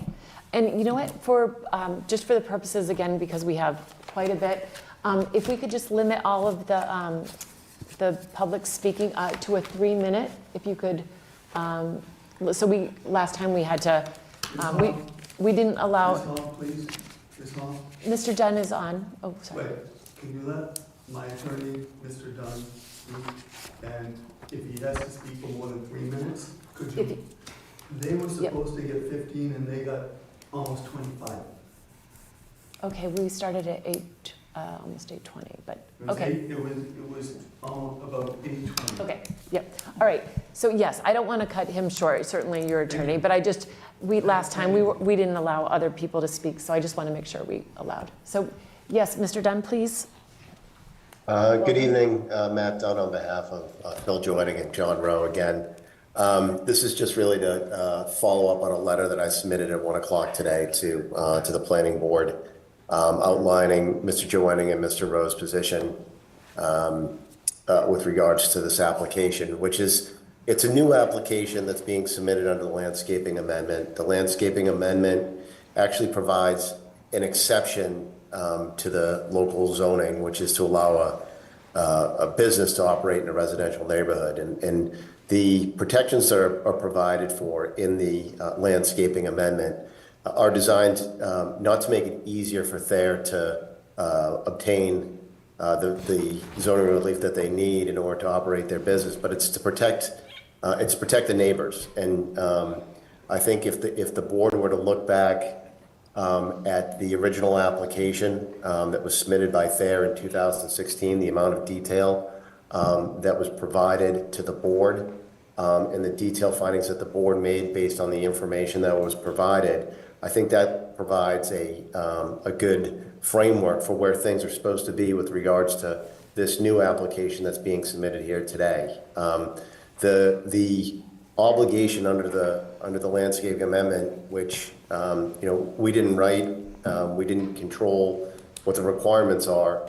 The Attorney General approved this, and those requirements are listed in detail, and it's for this planning board to review and assess and to include the specifics, plans, rules, and specifications with regards to the Thayer's compliance with what the obligations are under the bylaw amendment. It's not respectfully to the building inspector to do that.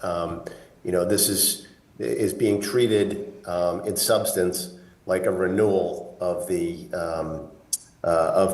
prior permits when it's actually a new permit and therefore subject to the requirements of the bylaw amendment. Submitting the plans that are spelled out in my letter, existing condition plans, drainage plans specifically, street improvement plan, signs, firewood plan. Those are all stated in my letter, along with the purpose of the bylaw amendment and the process which was approved, and what the criteria is for this board to assess Thayer's compliance and eligibility for the zoning relief that's provided in it. So, my letter, I let it sort of speak for itself with regards to the content.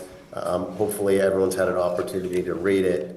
But it boils down to the board can't outsource the requirements of Thayer's compliance, the information that they need to submit, and the information that this board needs to analyze in order to determine whether the applicants are eligible and comply with the requirements of this amendment. You can't outsource that to the building inspector. And his assessment, although helpful and provides some guidance to the board, is not a replacement for the board's own assessment of the information that Thayer needs to submit, and that you guys need to assess and then determine whether there's compliance with the requirements, and include your findings in ultimately your written decision that weaves in the facts that are provided and the information and evidence provided by Thayer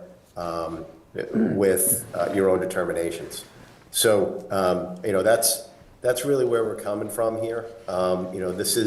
It's designed, the bylaw amendment is designed to create a process to balance out the protections that the neighbors are entitled to versus, Thayer's ability to conduct their business operations in this residential neighborhood in a way that is compatible with the residential nature of the area. And so, to sort of speed by this and rubber stamp it, treating it like it's a renewal permit and relying on information that was submitted in 2016 that's likely stale, is kind of doing a disservice to the neighbors, including my clients.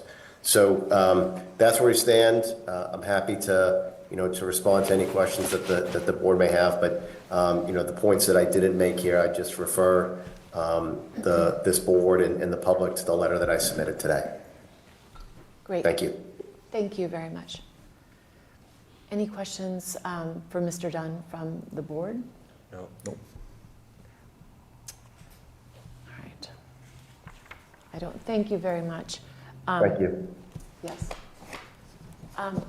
Cheyenne, is there anyone else who would like to speak? There is one hand, Denise Swenson. Okay. You could welcome. Let her in. Are we doing just a blanket 15 minutes for citizen speak, or do you want me to put a timer per person? I was trying to keep it, depending on how many people we have. I just didn't know if we were going to have a lot of people, but as close to, yes, 2 to 3 minutes if possible. Okay. would be great.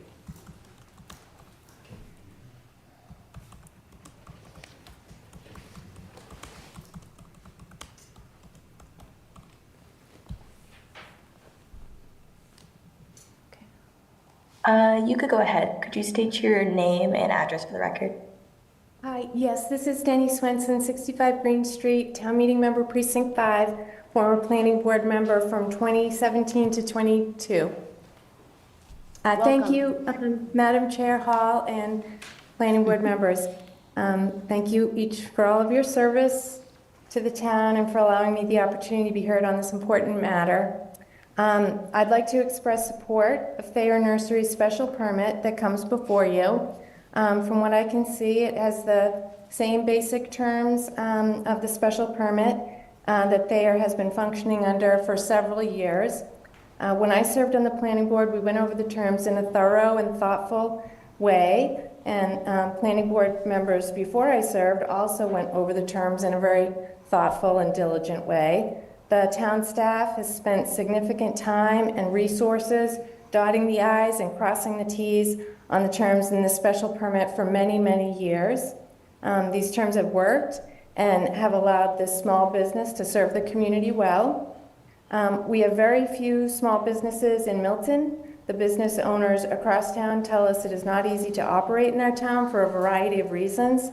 And at times like this, we need to keep in mind that small businesses are significant to our community and for our local community.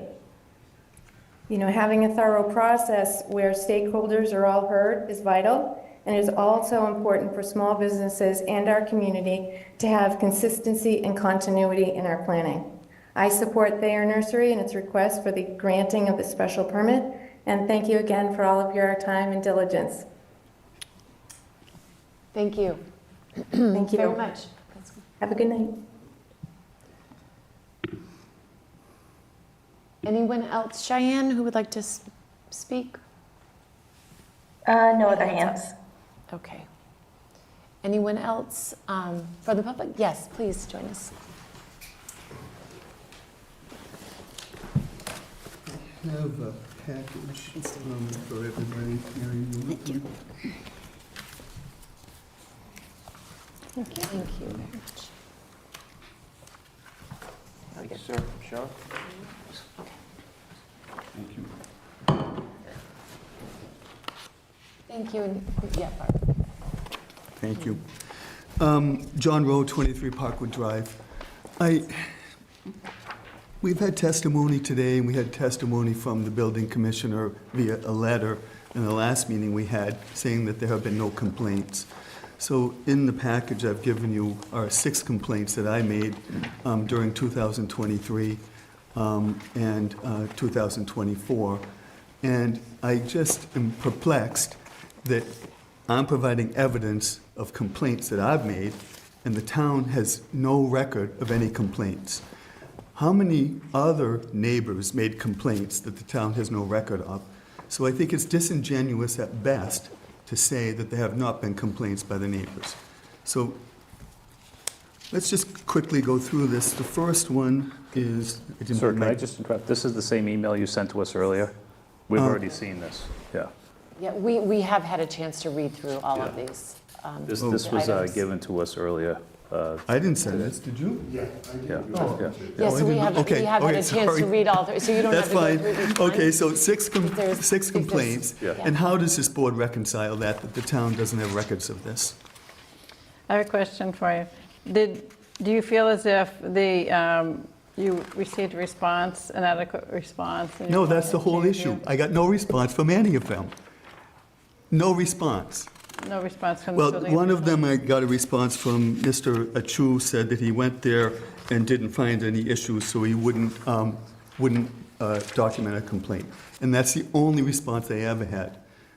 One response I got, Milton Police Department had to shut down a political rally there last year, so I guess that's a response. They shut it down. What about the illegal apartment in December of No 2023? response. No response, and that's So- been there for years. So this says that somebody occupied the apartment. So you're saying that There are there's a lights tenant- on, there are lights on at night. So you don't, because there's lights on at night on the second floor, you think someone's living there illegally?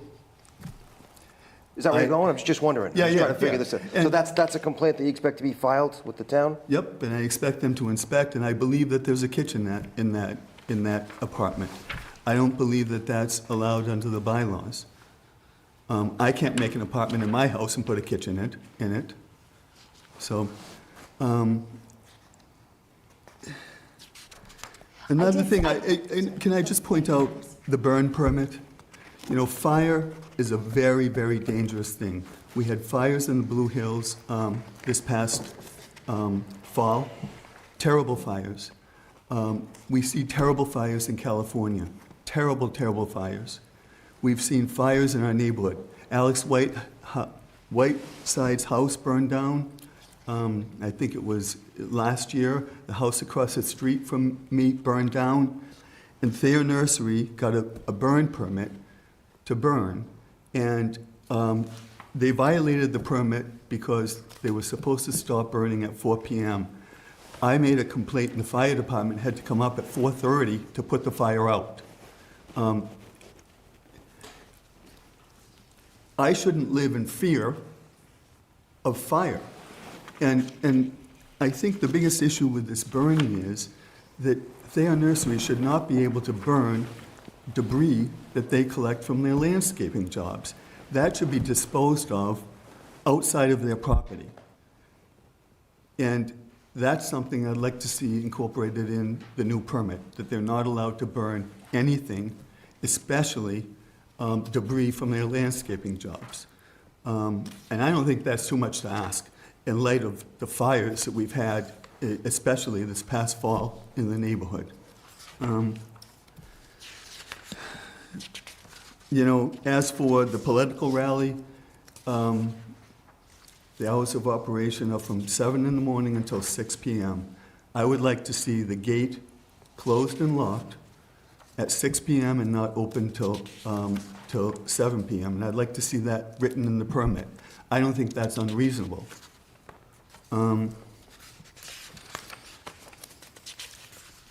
Let's quickly go through the pictures. Are we still keeping a track of time? Just wondering. If you, if you could just try to, I am. Okay, great. This is a picture Thank you. of the fence being in disrepair. What date was this? This was in the winter. I've got another, and also somebody threw rubbish, it looks like used lawn furniture over the fence that I look at from my home. And this picture, there are no leaves. And then I have a picture here where leaves are on the trees. This fence was in disrepair, I would say, for perhaps 2 years. I don't know. It's not repaired. It's repaired today, but it was not repaired on, what was the date of the building inspector's inspection in December? If it's December 6th, this fence was not repaired by December 6th. So I don't know how we miss it, but. And I think probably the most, fire and flooding is a big issue for me. And the next picture shows the flooding that we got. We were flooded out twice in December of 2024. January 2024. This, you can see the water, how deep it was. And the water comes from the Thayer property and running into my backyard, and the water comes into the window wells, and that's how it floods my cellar. And if you look at the pictures, it's difficult to see, but, you know, I've got a picture of my boot, and you can see the water is 6 inches deep in my backyard. And Can I ask a question on that water? Sure. You were present at that time. So I've walked the site, and I'm familiar with the swale. Yep. It's a big swale, and it has a berm that rises on either side of it. Yep. Are you saying that the water crested? Yep. It went over the top of it? Yep. The picture doesn't show that. Well, It does. this is the picture of the drain being clogged and the swale over the top. So that's and looking going- from Hillside Street, Yep, right? and going on to Hillside Street. So this is all the berm and these two, that's the berm, right? No, Way this, back. this is their property. My No, I understand property is over here. But Yeah. what it's Mr. over Fahey's here. talking about is this, is the swale and the berm, and there's no water Well- cresting it, right? Yeah, but this is their property. I understand that, and this is your property over here. Over here, yeah, And you can yeah. see green banks running down both sides, kind of Yeah. like a levee, right? Yeah, But I but, don't really see the water level rising over those. but that's not my property. It is. Your Here's property's to the where- left of that, Here's isn't where it? the water is coming Yeah. from where the fence was in disrepair and comes across as a lane in between my property and the Stevens' property. And that's where it came in, into my backyard. So, I mean, You can see how deep it is when you look at that picture of the fence. and, you know, the whole issue here is maintenance of the drainage plan. And I would like to see in the special permit, a professional engineer to inspect the inspect the drainage plan at least once a year. I believe the last time this drainage plan was inspected by an engineer was when I paid for my engineer to do it, which was, there's a history here. The initial permit, there was a drainage plan, and we had a civil action against Thayer, and part of the settlement with that was that my engineer could inspect was allowed to inspect the drainage plan, the original drainage plan. He recommended changes and was able to inspect those changes. They weren't made, and then they had to make them. So the long and short of it is, my engineer has inspected the drainage twice at my expense. I paid for this. And I don't think it's unreasonable for Thayer Nursery to pay for an engineer to inspect the drainage plan once a year. Obviously, the drainage failed. I got flooded. No other explanation, I think, is needed. So you got the pictures. Lastly, you know, on New Year's Day,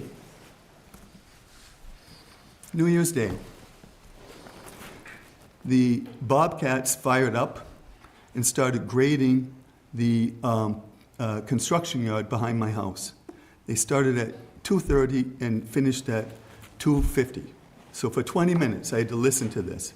And I had to smell the diesel fuel and the vibrations in the house. And on New Year's Day, what business purpose was it to grade the construction lot behind my house with a Bobcat? Is there any business purpose? Therefore, I don't think anyone could say, yeah, there is. I think it would be reasonable if we could have a moratorium on all motorized machinery, lawnmowers, leaf blowers, anything motorized, and blade sharpening equipment on holidays, federal holidays, and Sundays. I think that having things like this that I don't think really interfere with the business, they probably will argue that it does, but one day a week to give to the neighbors peace in the residential neighborhood. You know, it was a residential neighborhood long before Thayer Nursery started their operation. It was a residentially zoned neighborhood starting in 1938.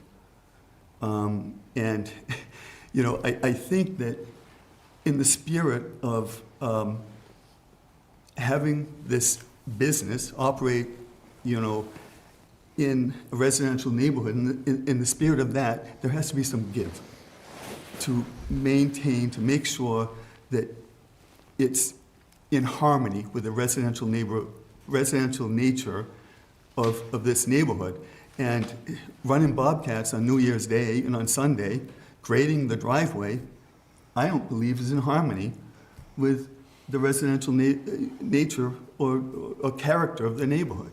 So I'm asking that Sundays, and there are some restrictions in the existing permit that only allow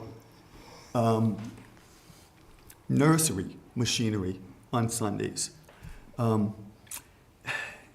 That can't be enforced. You know, you run machinery and, you know, how do you say, oh, that's for the nursery and that's for the landscaping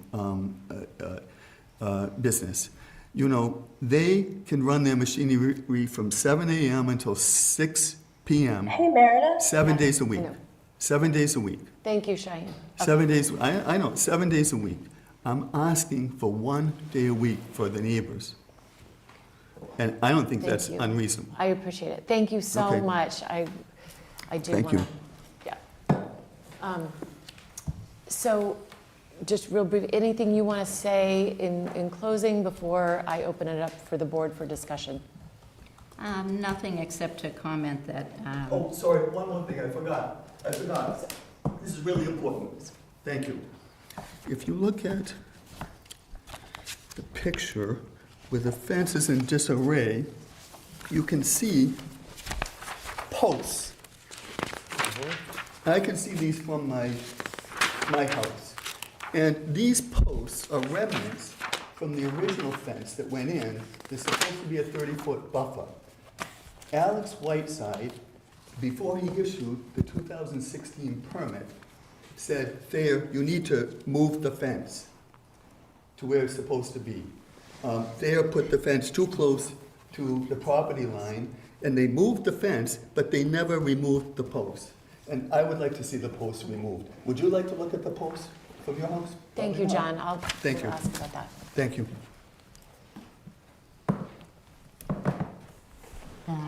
Go ahead. Okay, just very quickly. There is in considerable detail in the original 2016 application, which I didn't handle, but I've looked at the files.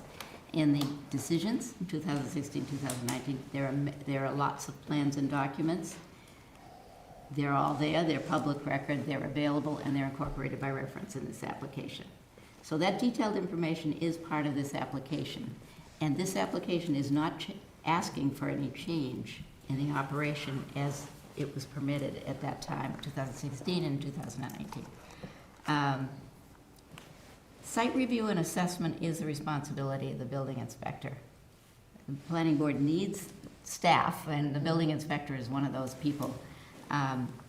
That doesn't mean that the planning board can't go out and look at something itself and do an inspection, but we rely throughout the town on the building inspection department to determine whether there's a violation or not. So if there's a complaint, it needs to go through the process of, can be a written complaint. You want to have a record, and there's some records here. Goes to the building inspector. The building inspector notifies the owner corrects the violation, or the building inspector determines that there is no violation. So again, these complaints went through some kind of process and determination.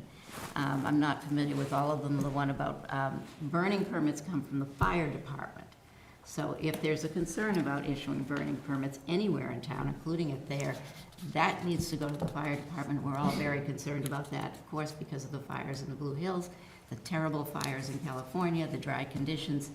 So maybe it's something to be revisited, but it should go to the fire department. And finally, on the, there are restrictions on when machinery can be operated, when there's a complaint. It goes directly to their nursery. Either they're not supposed to be doing it, so they stop, or they say, no, wait a minute, our permit says we can do X, Y, and Z, and this would be perhaps on a Sunday. So when I've heard of any complaints like that, that's the process it's gone through. There are times, I've been asked at times to go back and look at the original permits to see exactly what the conditions are for operation on certain days. I don't know how Sunday operations apply to holidays.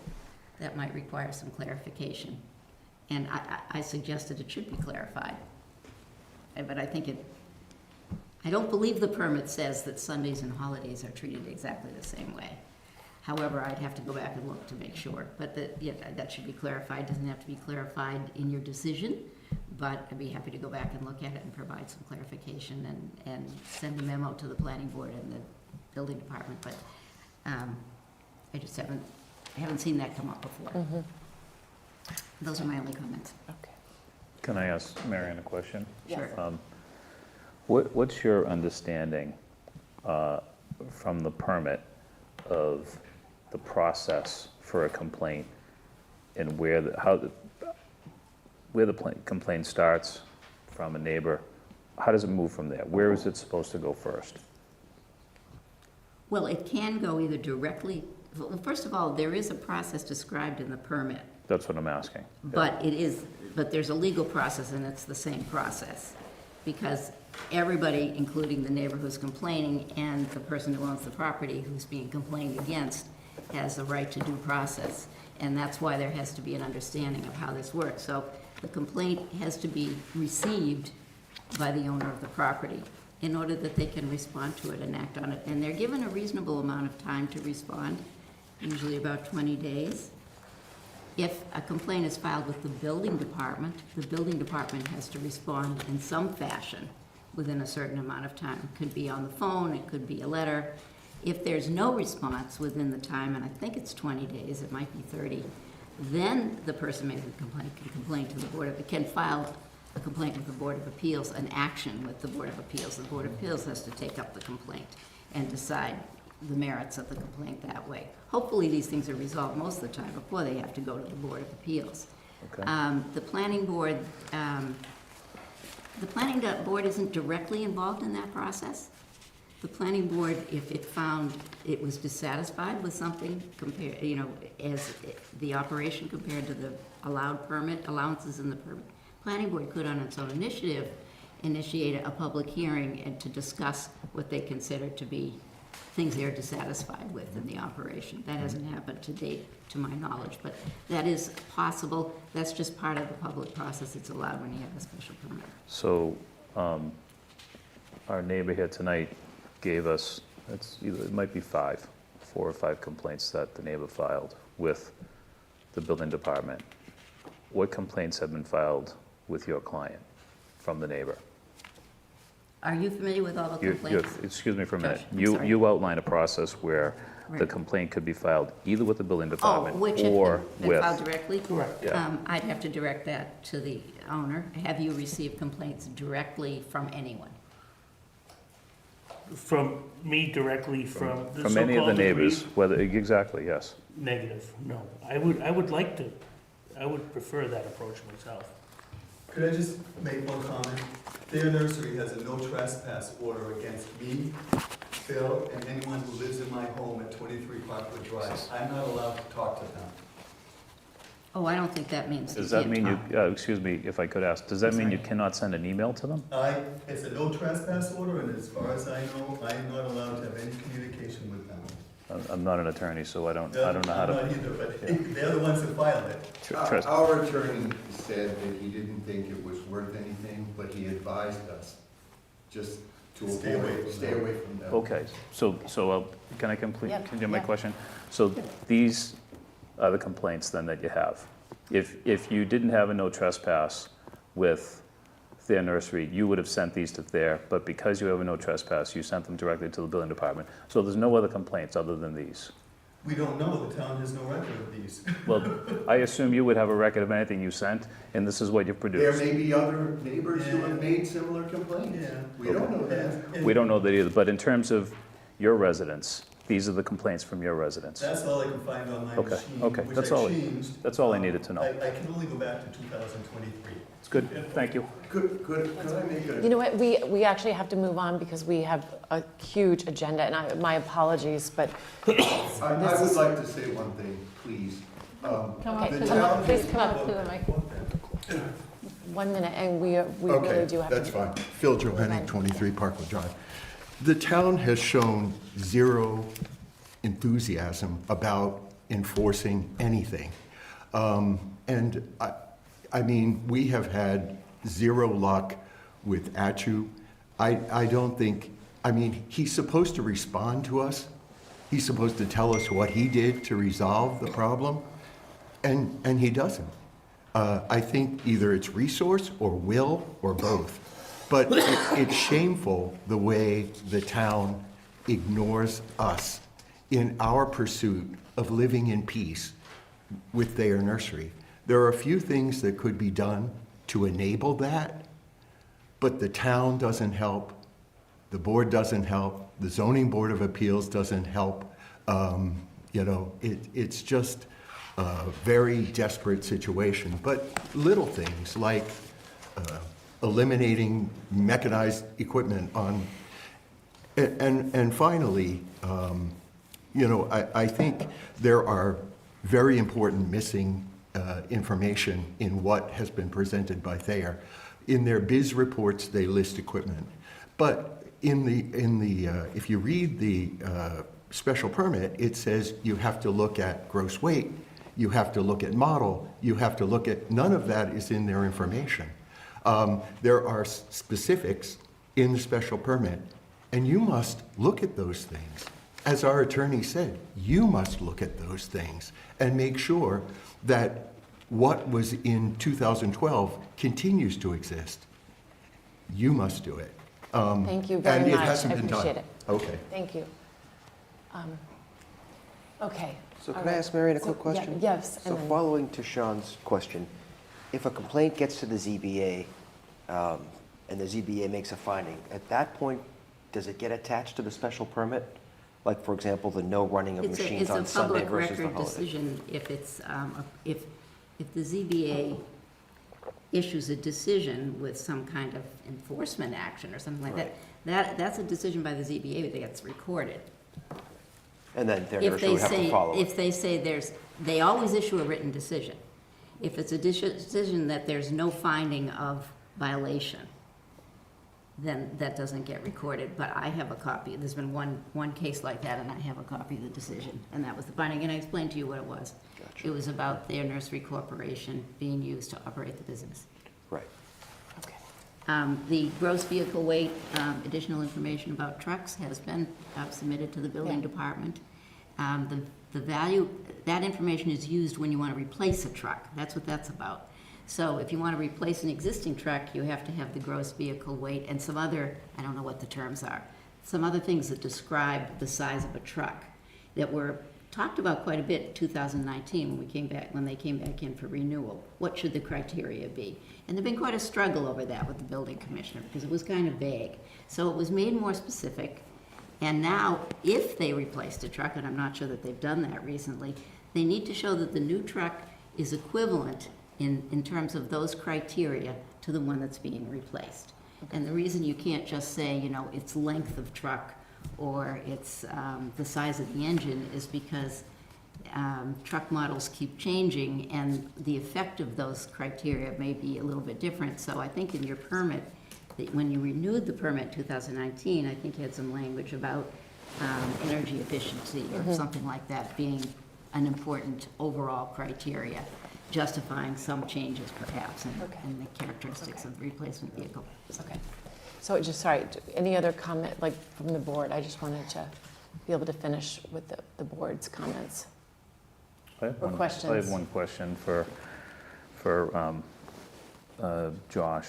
Is there anything that you feel you could do to address any of the complaints that have been made here tonight?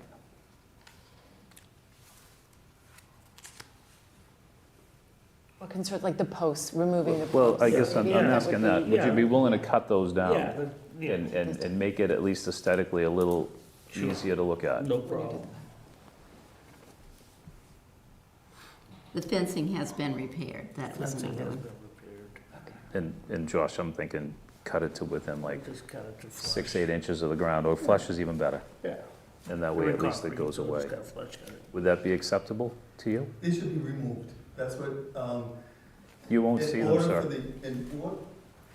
The 2016 permit was issued based on Alex Whiteside saying you gotta remove the fence. You have to move it, and that meant removing the fence that they put too close to the property line and moving it back. So, yeah, if they shave it down, flush with the ground, I'm fine with that. But, 6 inches above, no, I'm not. He just said he'll cut to flush. Fine. Okay. Great. All right. So- Cheryl, I know, yeah. Yeah, I just, I think given the importance of the drainage, I am one who actually was on the board for the original permit and for the renewal. So I have heard from Mr. Rowe, Mr. Henning in those hearings and recall their concerns, and drainage is one of the largest concerns. So I don't think it's unreasonable to honor the request to have an engineer inspect the drainage system once a year. It seems like that would give some extra level of assurance that the system's working properly. These systems, we know from, well, I think maybe Meredith, you were on the board for the 333 Brush Hill Road where the system wasn't working properly and there was some flooding as a result. So we're not experts at these systems, and so I don't think that's unreasonable given the level of concern that has been since day one. I also don't think it's unreasonable to ask for the gates to be closed or We to don't make have sure. any gates. There aren't any gates. Well, there's something that you put in front, no? No. All right, there's not, when you're closed, there's not something that comes across the driveway? No. Well, again, I don't, given that its intent It's also was for it to be. residential property, that's the problem. Yeah, well, but, I mean, I understand the concern Is it about. standard protocol for businesses and other entities to have annual drainage inspections?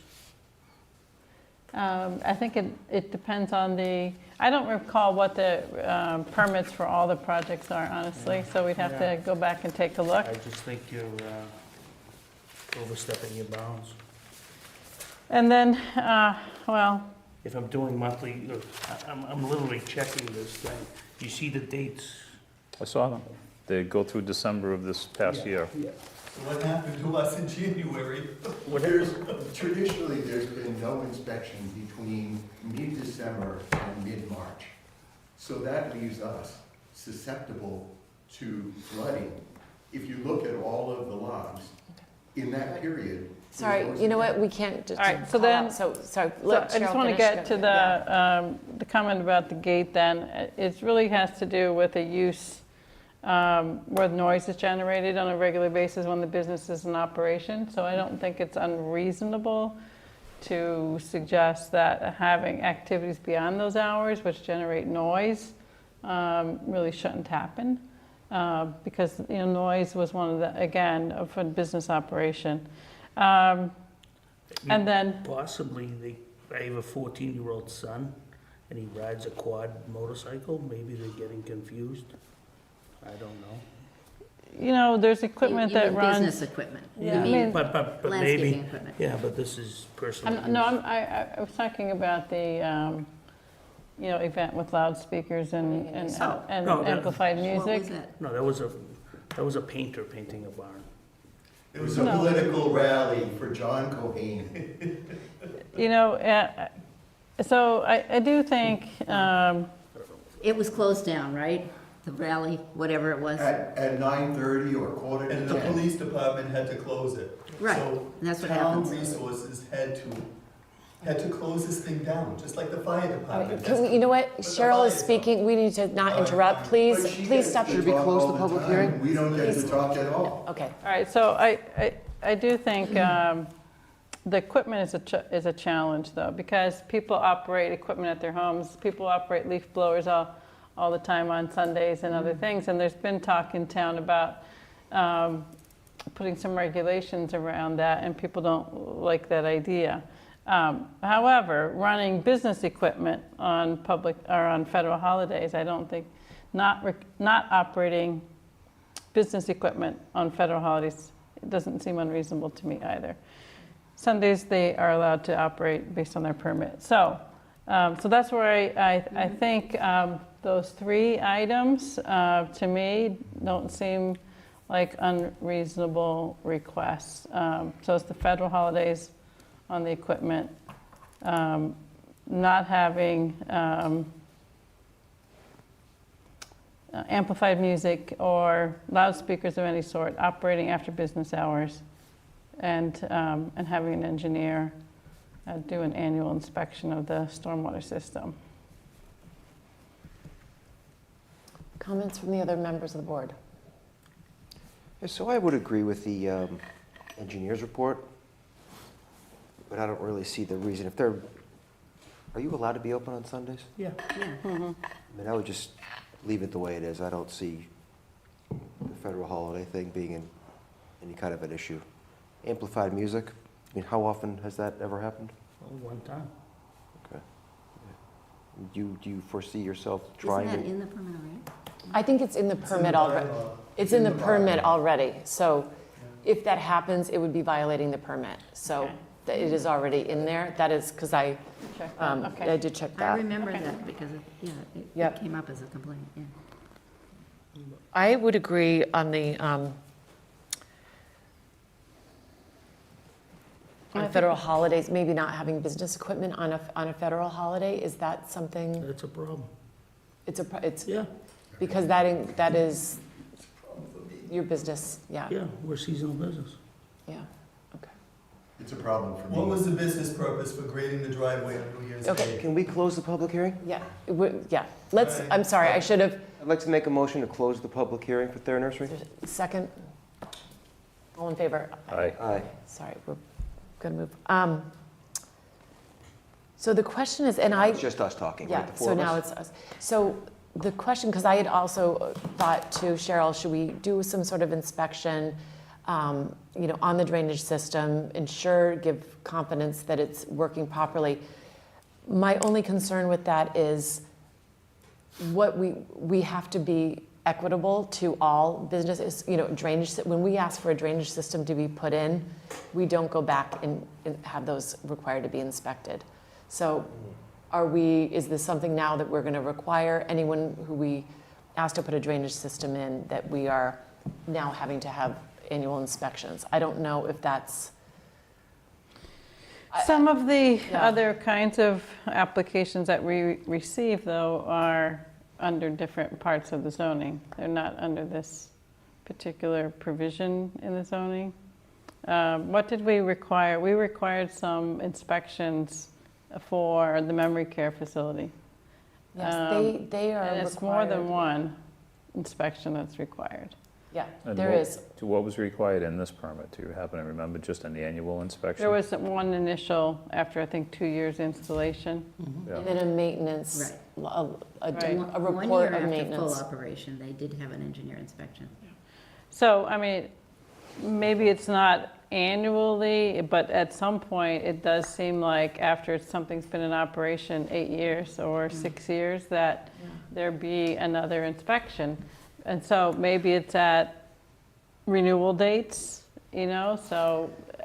So one of the, so you had two sort of a no inspection and an inspection contingency.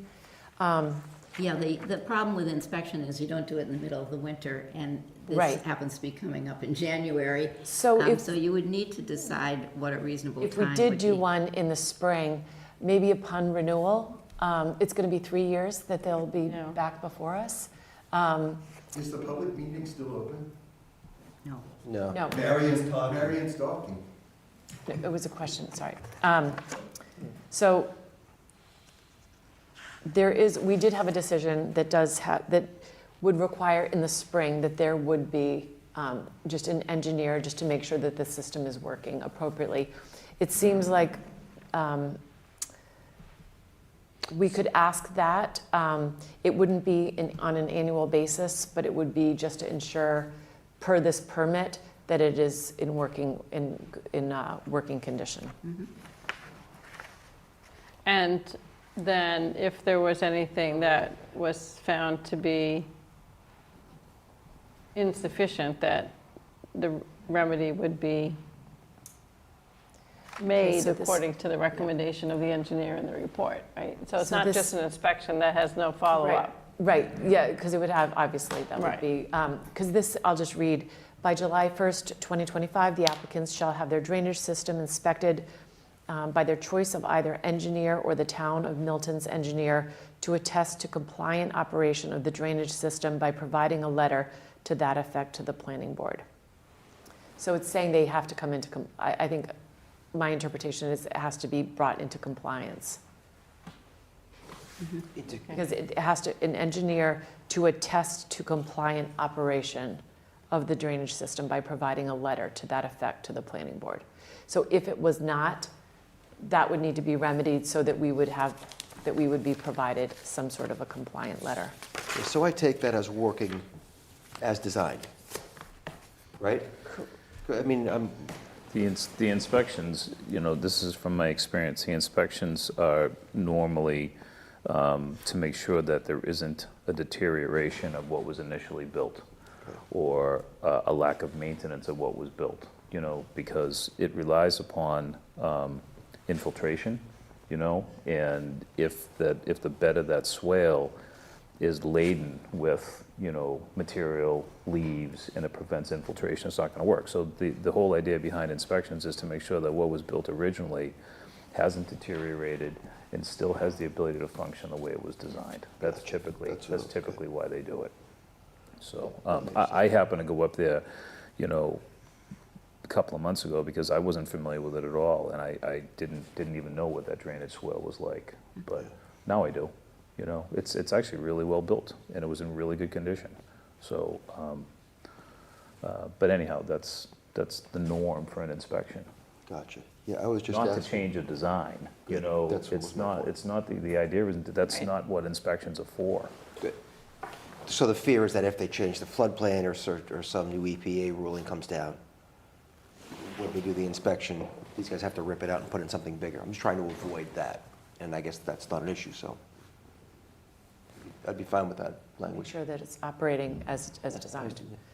Does that seem reasonable as Yes. attached to this? Because I think Yes, that's fine. we want to give peace of mind to the neighbors, certainly, and make sure that, and for your sake too, that it's working Do you satisfactorily. recall where you, in the permit, Meredith, where the amplified music was, or any amplification?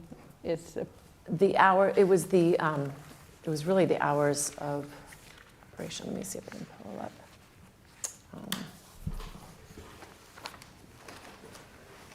I don't think the words amplification were in there, but it was the hours of operation.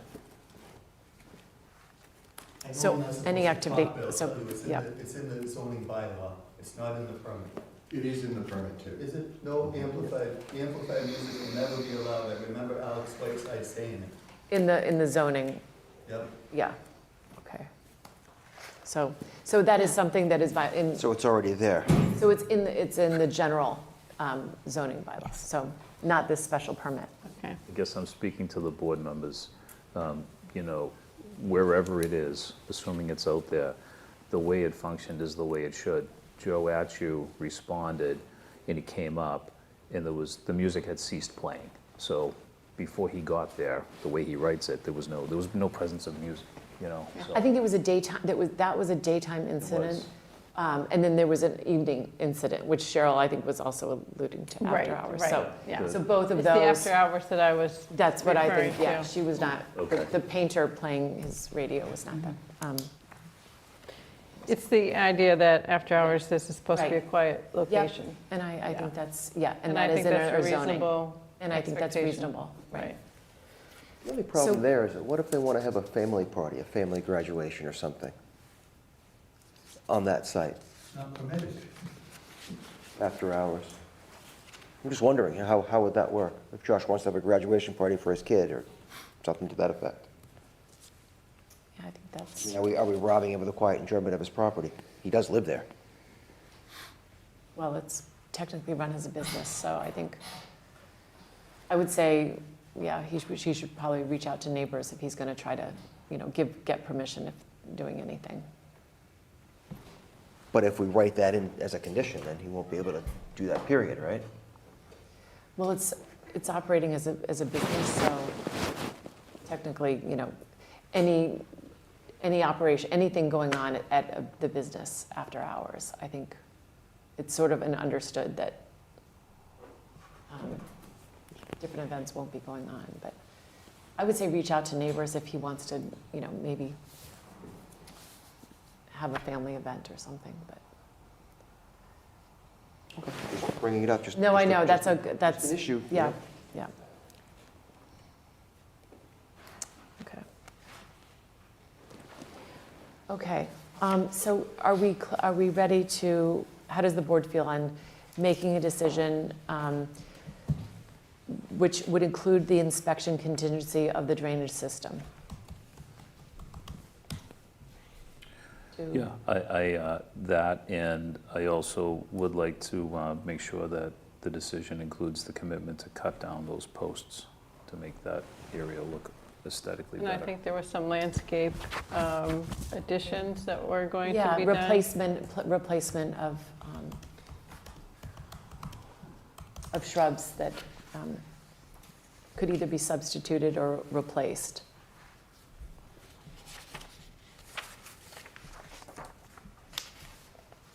Isn't that already in the original permit also? It was in the 2000, it was an amendment to 2019, so.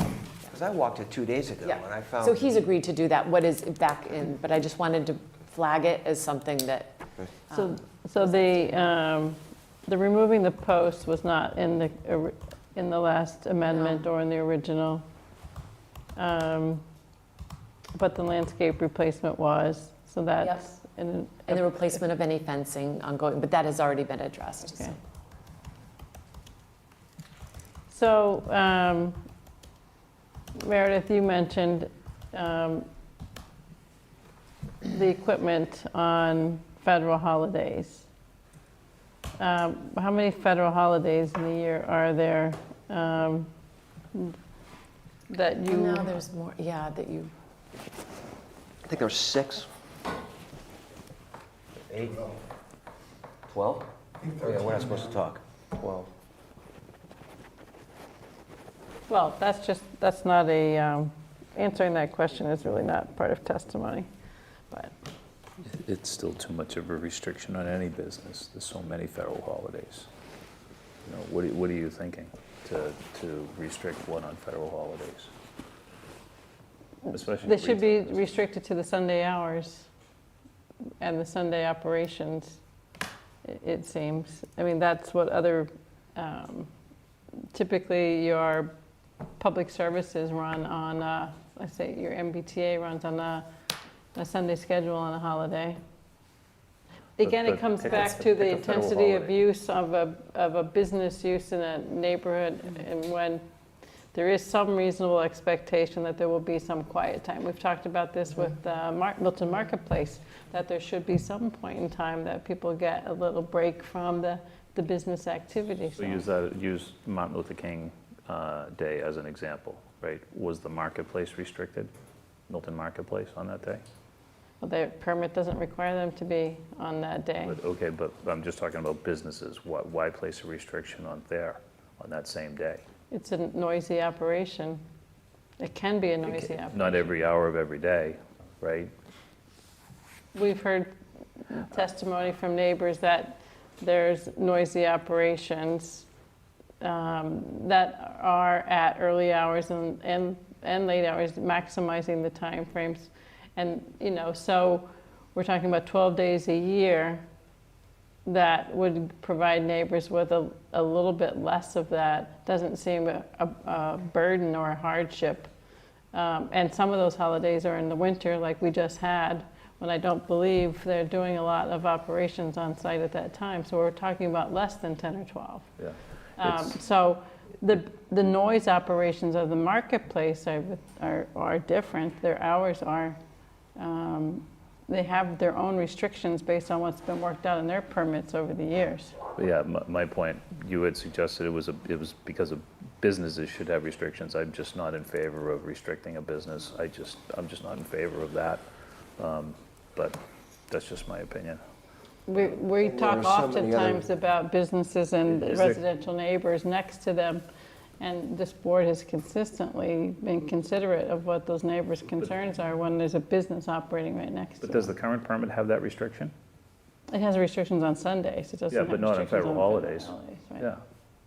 I think But they're in for renewal, and we're hearing testimony, and we're asked to consider some particular requests. So you don't agree, so, the four of us have to state our opinions. My opinion is that I don't think that's an unreasonable request to operate It on a would be Sunday limiting schedule. hours, so it would not be, It would be a Sunday schedule on federal holidays. We only have 36 weeks during the year. You're taking away 2 more weeks. We're not taking 2, they wouldn't take 2 weeks, you're still operating. Yeah, I mean, I might consider it if there were no other limitations on the business, but there are so many right now that I wouldn't want to restrict him anymore. It doesn't have a right to run it. Yeah, if Josh can speak, I can speak. And what I'd like to sorry, say it was a is. question. We were asking, it was a question. that No, was- no. yes. Okay. Subsection Right. N says it's for the protection of the neighbors. Of the neighbors. Not the business. Not the business. Okay. So your feeling is you don't want to add a further I don't restriction want other any more than, restrictions. I appreciate the engineer's report, I appreciate cutting the posts, but that's about it.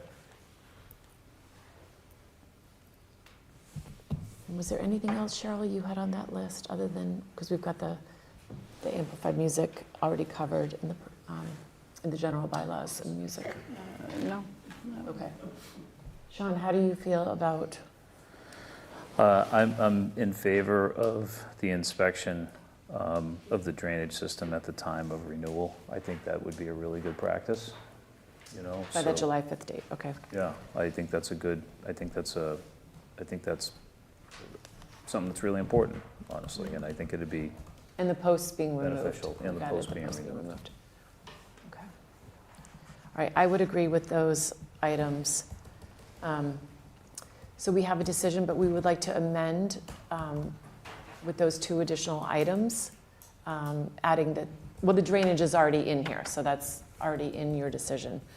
And maybe just, and subject to also removing the posts.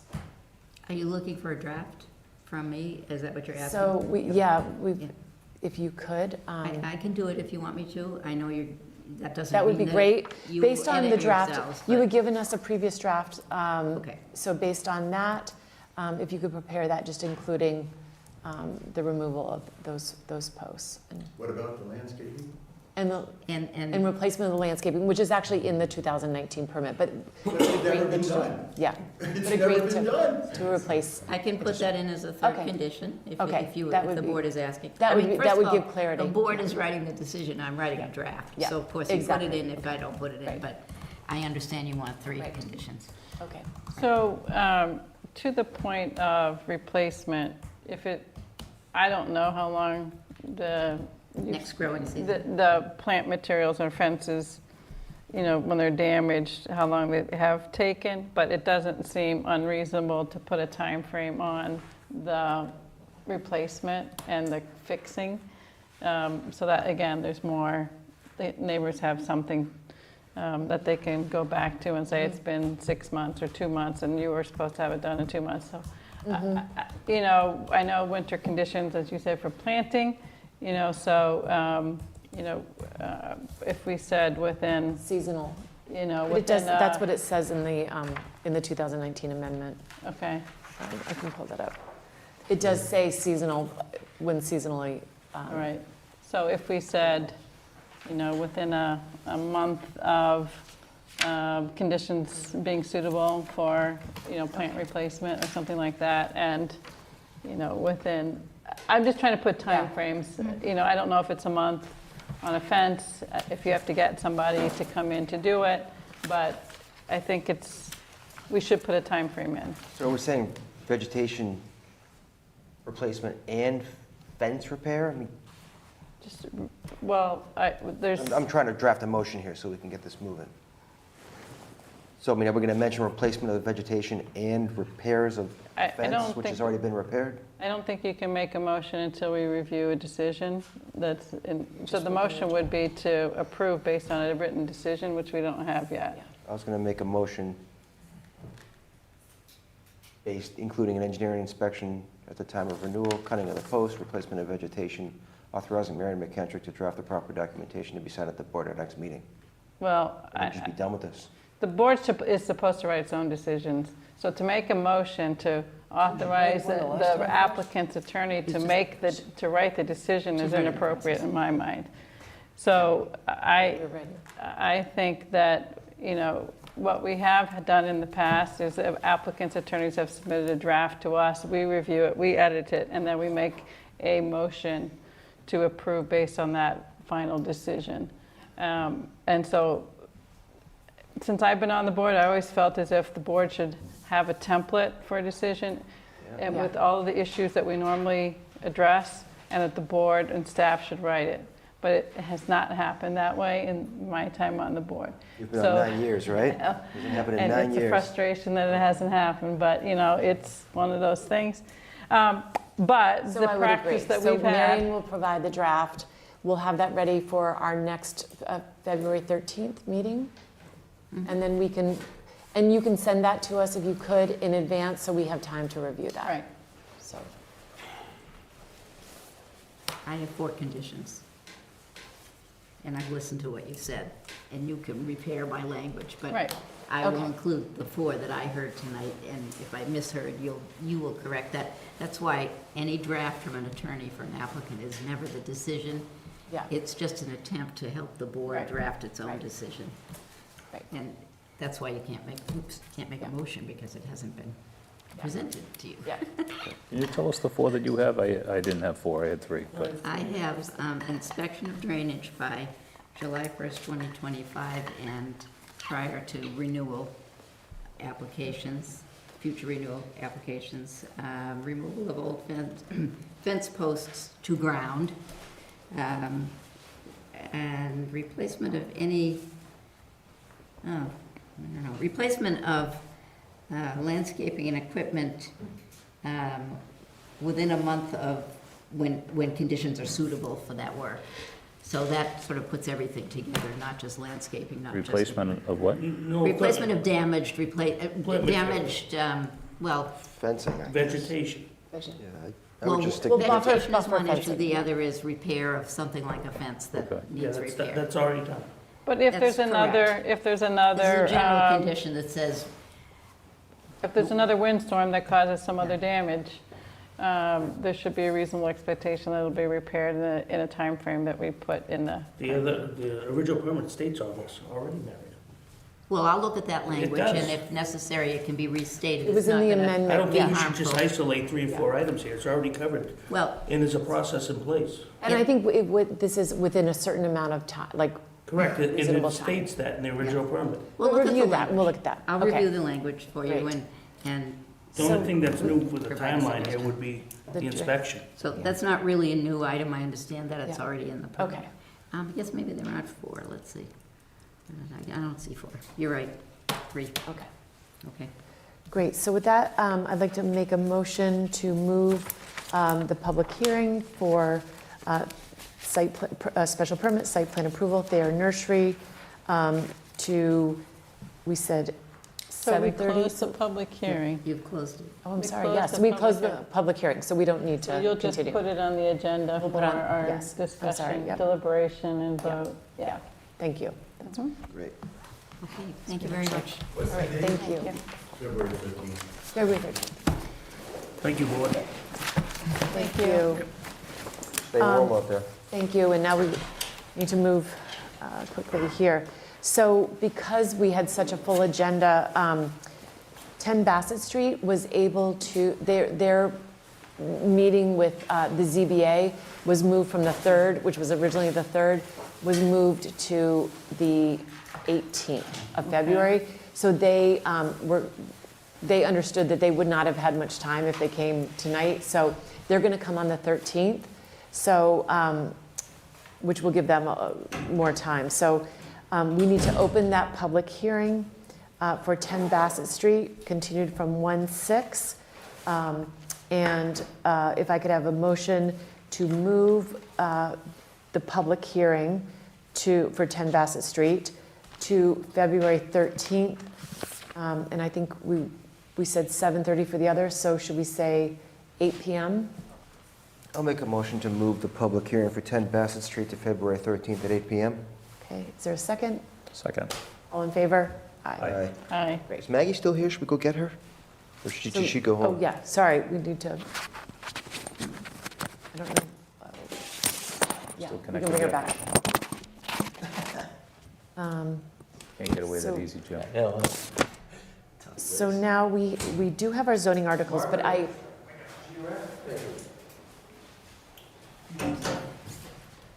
if we'd like to do real quick, Cheyenne, you have the, I want to say, because we want to get to the ADU, because that's going to be, that we really need to move forward with that. But Cheyenne, we have a gentleman who's here who would like to speak to the board regarding the MBTA zoning. Can I just, sorry, I took some of this. But if we'd like to, Cheyenne, do you want to just, you had the floodplain bylaw discussion on here. Is there? Yeah. That is something that we'll be putting forth for our Maytown meeting, is that correct? Yes, that's correct.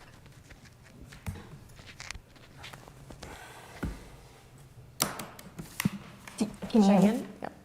Can you hear her? We can't hear you. Cheyenne. Oh, yes, there. it's coming Okay. through, May. Yes, the floodplain bylaw discussion, that's for the Maytown meeting, correct? Yes. And if you want to Yes. just explain what that is, I think we can probably move that discussion to the 13th to give us a little more time if it's Floodplain? the floodplain. But if you want to just explain what that is and why we need to have an article regarding that, or map. Sure. So let me try and pull up some of the info. One moment.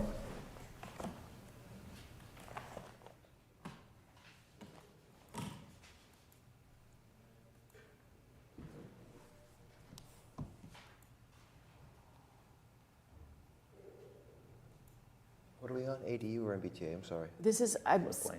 yeah, just floodplain real quickly. I was going to try to just cross that off. Okay, yeah. I was kind of confused about why we're doing this. Is it just to get it Yeah, on the that's town what- meeting or something? Oh, okay. So the floodplain, Cheyenne's going to explain why we have to update it. It's for insurance purposes for. Yeah, so I'm going to try and explain it, but this is my first time with it. So Eric Carlson from DCR had reached out kind of like the end of December, early January, just mentioning that we do need to update our floodplain bylaw and update our floodplain map. And so that is to stay inside the National Flood Insurance Program. And our changes weren't really significant. Tim kind of briefed me a little bit on it before he left. So it was mostly just replacing a couple of the highlighted options that they gave us. So deleting addresses, and then adding like a recreational vehicle portion, which I have all of that in the folder that was highlighted by FEMA and DCR, and then I just put it in a document for you. So that's pretty much the entire thing that we have to do. Nothing too crazy on that. So Cheyenne, I looked at that model bylaw that was in the folder, and I compared some of it quickly to what's in our bylaw, and it looked quite a bit different. And I know that our current bylaw was again done for being compliant for insurance purposes. And I know when I was on the board when we did that, and we didn't really spend a lot of time on it, and Bill Clark was the planning director, and he said, this is what we need to do, and we did it. But I didn't, I guess, want to figure out if there's more that we need to do. Because in that model bylaw, it says that you, at a minimum, you must have these definitions in your zoning, which we don't have. And it's not in the amendment that, that you supplied to us. So can you look into that and see if we need to do more? Sure, I can look into that. From my knowledge, just before Tim left, he had just mentioned that the only two things that we needed to do were adding the effective dates of the map, which just came out, I think, last week. So I had added that to the document. And then just changing the highlighted things, which were the addresses. But we can do the definitions as well. Yeah, I'm just because that document's in the folder and I started reviewing it, it just made me want to ask about that. And then the other thing is, Do you know if the map is added properties now that weren't in the floodplain before, that are now in the floodplain?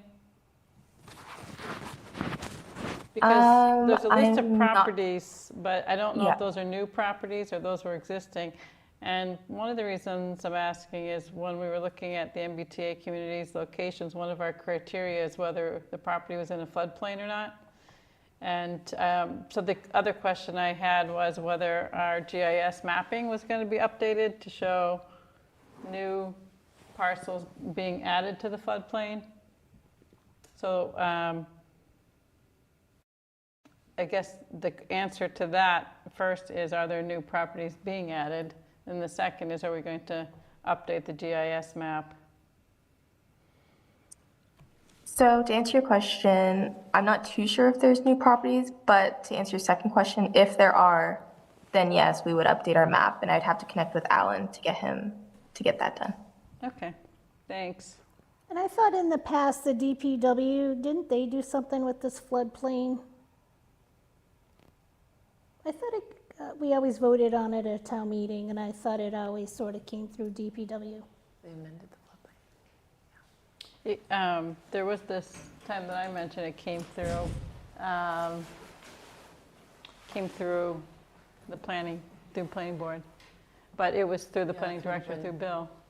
That's my recollection. All right. So Cheyenne, if you could look into that just a little further and just, what exactly we would need to change, and if this is affecting new properties or an existing map that we're going to be looking at. That would be great. All right. And that's for May, so it's not for February, so we have a little time to get more information. When are on that. articles due for the May town meeting? Cheyenne, what are the May town meeting article due dates again? I checked with Nick Connors, and I believe he said mid to late February. Okay, so coming up. Don't have a lot of time. We don't have a lot of time. Okay, great. And then, okay, perfect. So do we want to, because we do have somebody here to speak, but Cheyenne, do you want to just quickly address the East Milton Square zoning amended contract with MAPC? So we can check that. Sure, let me pull that up in my email.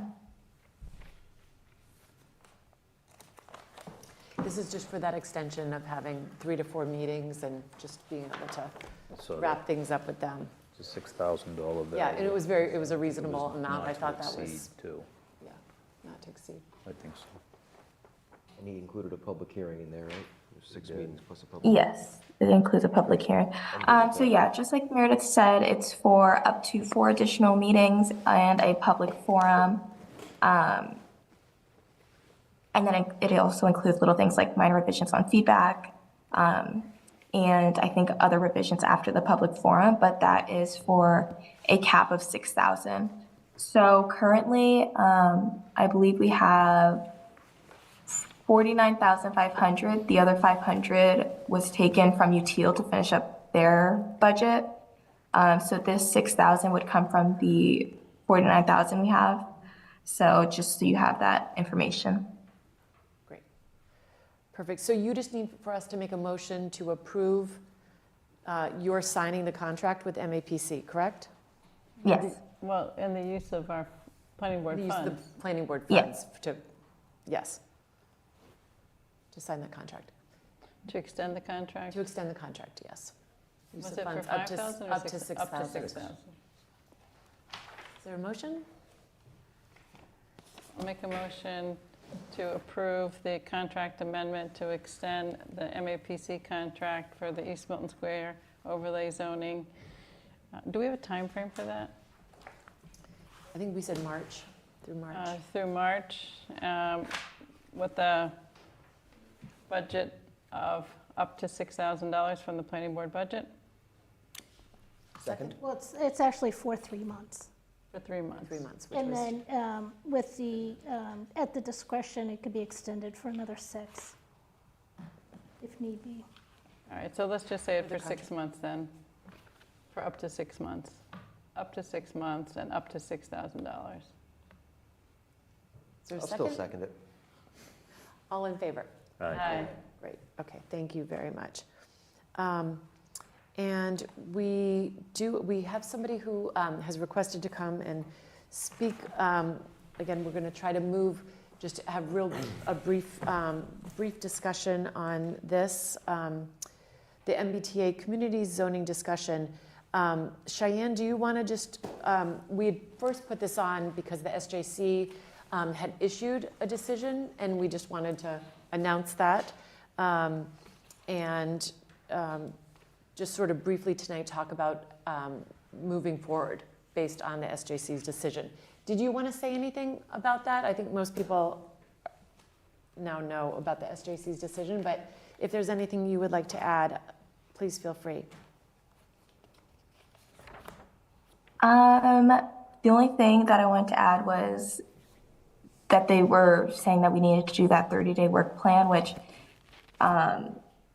me, Meredith, and Nick were talking a little bit, so we're gonna have to decide on that. But other than that, yeah, we just have to keep our eyes forward on that work plan. Great. Okay. So the work plan is, The action plan. the action plan is due by, February 13th. February 13th. so are we planning to discuss that action Just- plan tonight? Just briefly, and I think we're going to have a separate meeting on On that. the MBTA communities On entirely? on the action plan specifically, but Okay. we'll let Mr. Doherty come and speak to us, and then open it up for anyone else in our sort of a conversation on our board on how we, next steps for that action plan. Proceed. Yes. Welcome.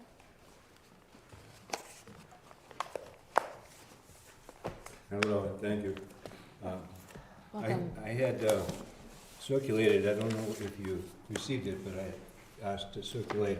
Oh, okay, thank you. And yeah, so if you've had a chance or will have a chance to read that, I'll just therefore try to be as brief as possible, assuming that you will or have read that. Is that okay? That's great. Okay, so first and most importantly, the HLC has not complied with this SJC Court's January 8 ruling that HLC must comply itself with the Administrative Procedure Act, which it hadn't done. And instead, it's requiring now the town and the town administrator to submit an action plan by February 14 that requires that the town and the administrator state, quote, that Milton intends to comply with, quote, all HLC's requirements stated in the HLC's January 14, 2025 action plan. That totally ignores the SJC's binding order that the HLC's August 17, 2023 guidelines are ineffective and unenforceable because HLC's guidelines were not promulgated, and I'll come back to the word promulgated, in accordance with the Administrative Procedure Act. The HLC ignored in its prior process, and now again ignores, that the Administrative Procedure requirement must, and this is right out of the statute, but also out of the decision of the SJC, quote, give notice and afford interested persons the opportunity to present data, views, or arguments in accordance with the APA and the SJC decision itself. It states that, okay? It uses the word promulgates in that decision 10 times. I'll come back to that. The word promulgate in law means to officially put a law or regulation into effect, not to simply propose it. And at page, and you can check this, page 9, 18, 19, another part of 19, page 21, 22, again in 22, and 23 twice, 10 times, the SJC uses that word promulgate. Now, that APA and SJC promulgation mandate, it's not an after-the-fact formality that allows the HLC to gather required interested party data and arguments and views after first requiring in an action plan that the town make a binding commitment to all of the HLC's regulation requirements as stated in their new document, without the HLC gathering and without the HLC considering the required public inputs. It's backwards, it's upside down, it's not legal, in my view. Others may have a different view, and the SJC, I think, has expressed what its intention here is quite clearly. So with that, and meanwhile, HLC's proposed guidelines continue to ignore the statutory wording and mandate of the Multifamily Zoning Act as it is stated in 40A, Section 3A, that, and I won't have to go into detail because you know that part, I'm sure by heart now, that you look at that part of the statute and, you know, Chapter 48, 3A, A1I and A1II, Milton can fully comply with the commuter rail station within, you know, half a mile approximately, 37.5 developable acres, 550 multifamily units, not 15% of the total housing units as stated in the previously and continuing commuter rail community, quote, regulations by the HLC. So, you know, what should the town do now? And I'm just one person, but I would hope that in the first instance, the town would, it would make sense for the town to reach out soon to the HLC to say that Milton can and will fully comply with the Multifamily Zoning Act as it correctly applies to Milton with reference to the statute itself, and then Milton can work with the HLC to do so. But it would seem that Milton would need to inform the HLC that the HLC itself needs to comply with that act and the SJC's mandate that before any further process happens, and before certainly any action deadline, which could be extended if they understand that they're doing it at an improper time without gathering the information, that before any such deadline is set, something has to give there on their part.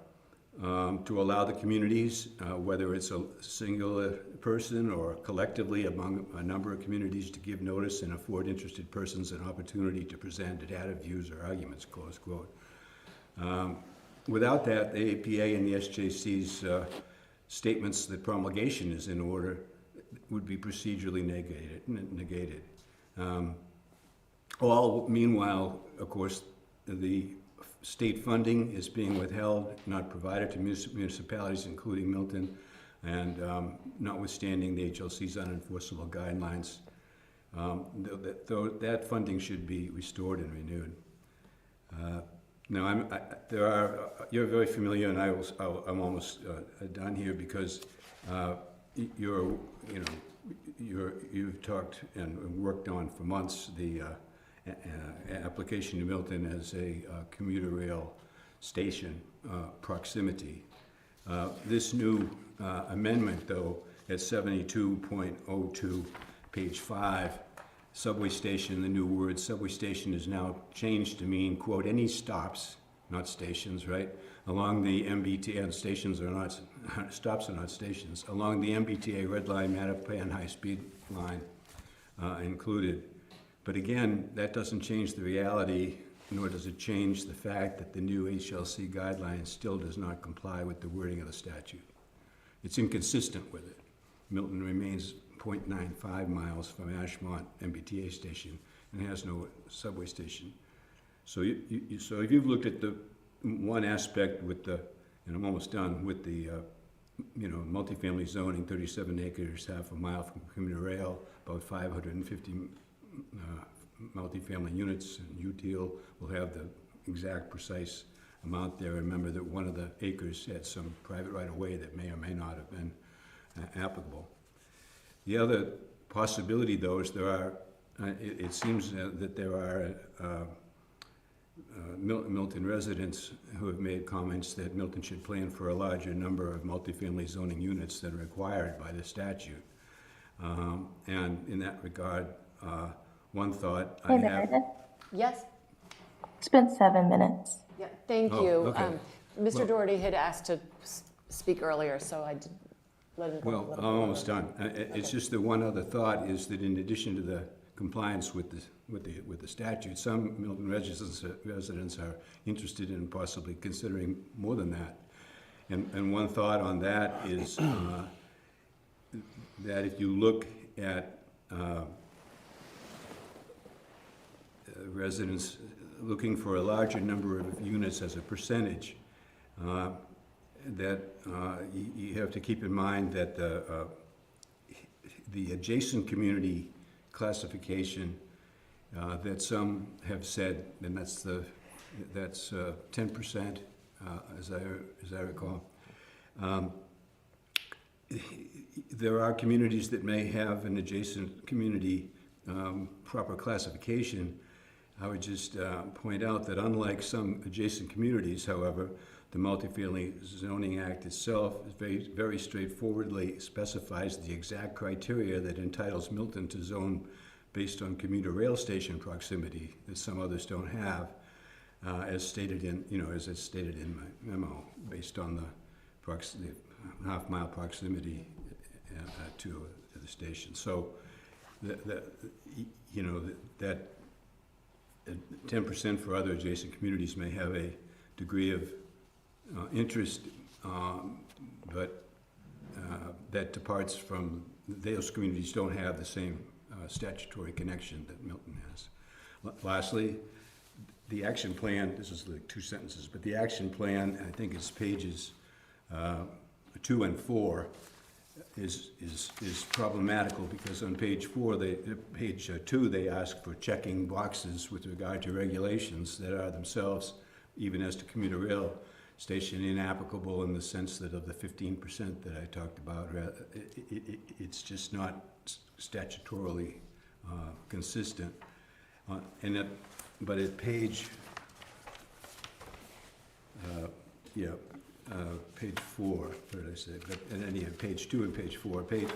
So to me, one of the possibilities here, and it's up to others, of course, to think it all through, is to simply, on all of those, to say there is a section 3.1 on page 4, and simply say, C, instead of checking boxes, C say, first of all, have a communication and a meeting with HLC, but say the way we're coming from is we would say C section 3.1, and then 3.1, other zoning strategy, that's at the moment we're at, I would say, compliance with the words of the statute, which leads to that's what I've talked about before, and explain that they've got to promulgate the required notice and afford the interested parties, and not proceed with requiring written requirements to what still is in the process of being considered prior to being considered appropriately.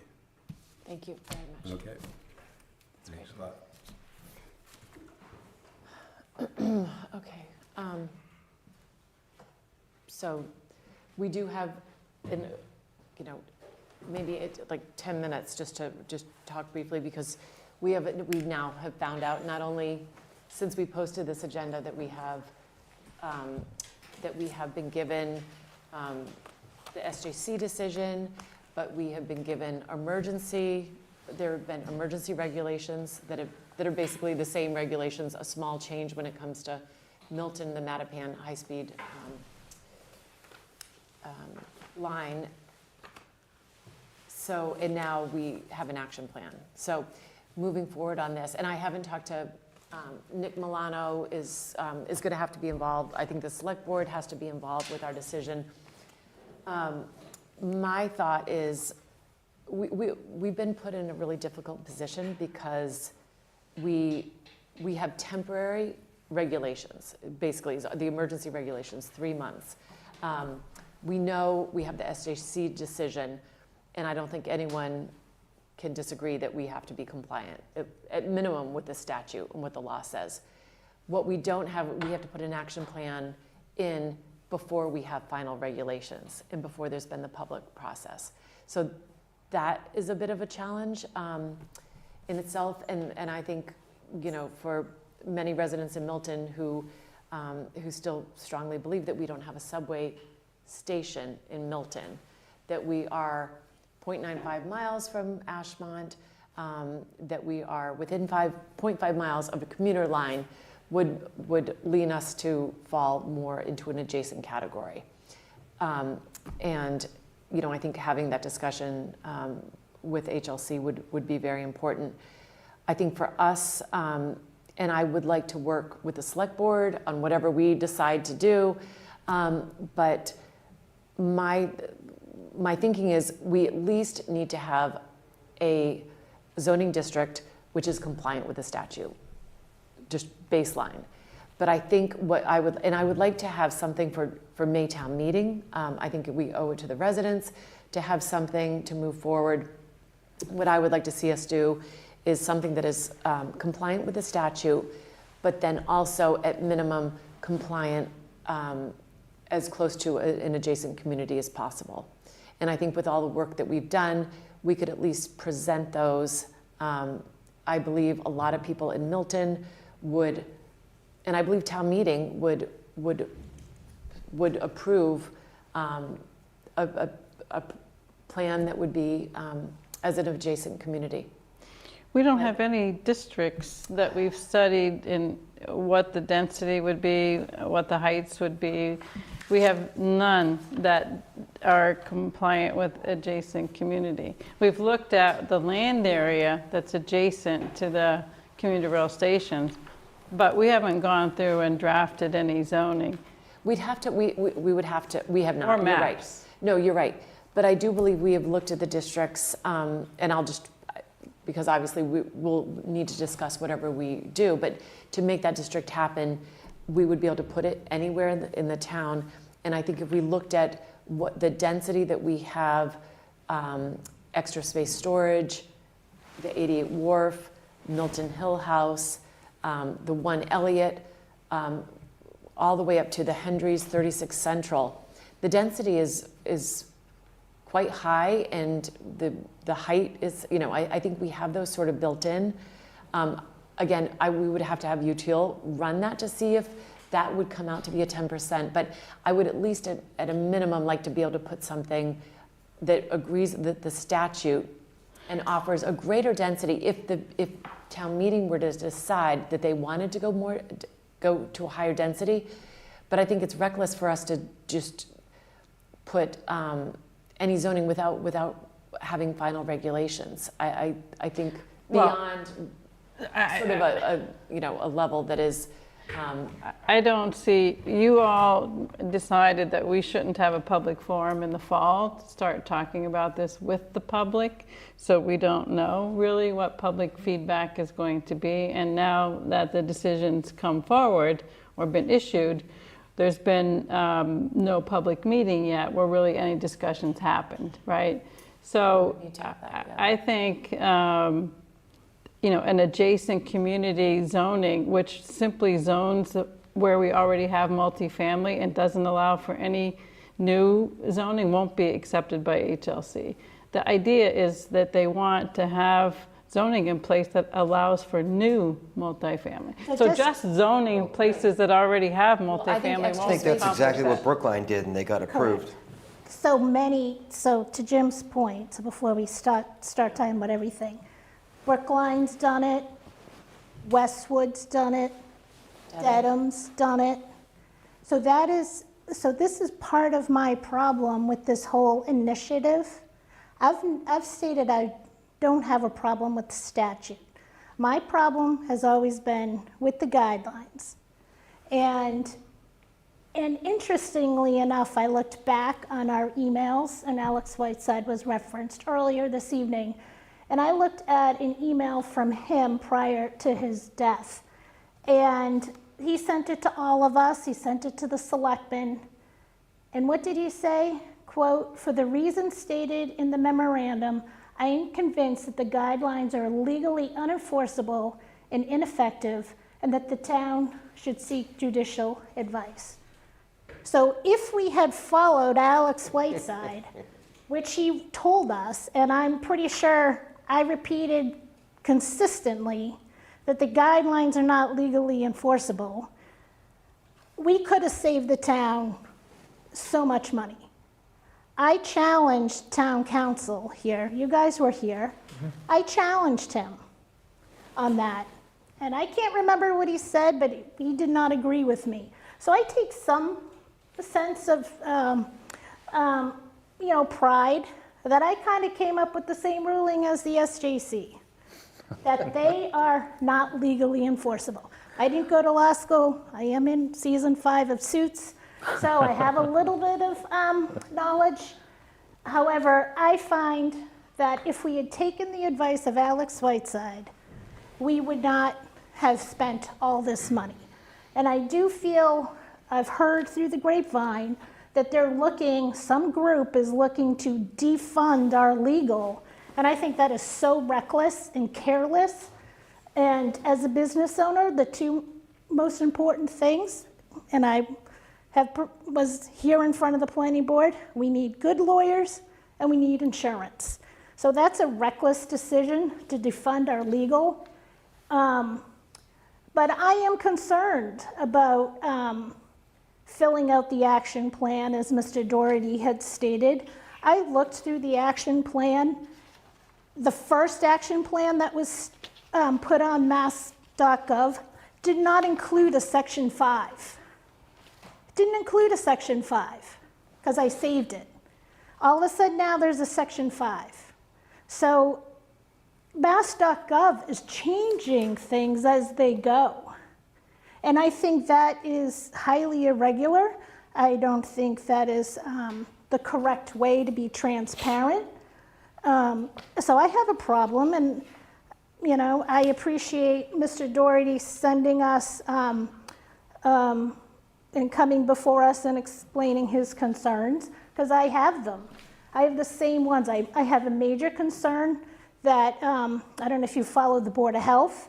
The Board of Health, have written letters to Maura Healy, Andrea Campbell, to the Department of Public Health because of requesting a healthcare audit.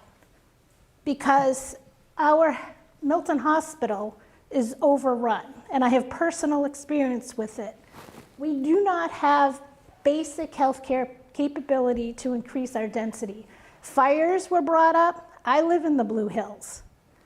And yes, we have a fear of fires, and we don't even have resources. I'm the planning board's rep on the Climate Action Committee, and we just talked about this at our meeting last week.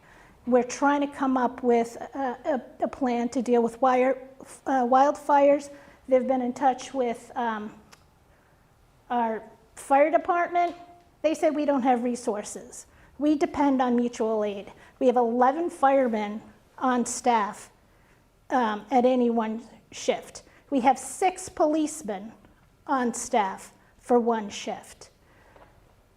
It's crazy what Maura Healy is doing to us. She doesn't have a plan for us. So unfortunately, we kind of have to stand up and defend ourselves. And planning is all about prioritizing health and welfare of our residents. And I feel like this whole plan is, it's crazy. It's crazy. So that's just my 2 cents on this whole process. So, 2 hands are raised. okay, great. All right, Cheyenne, if you want to. Sure. First, we have Kathleen O'Donnell. Welcome, Kathleen.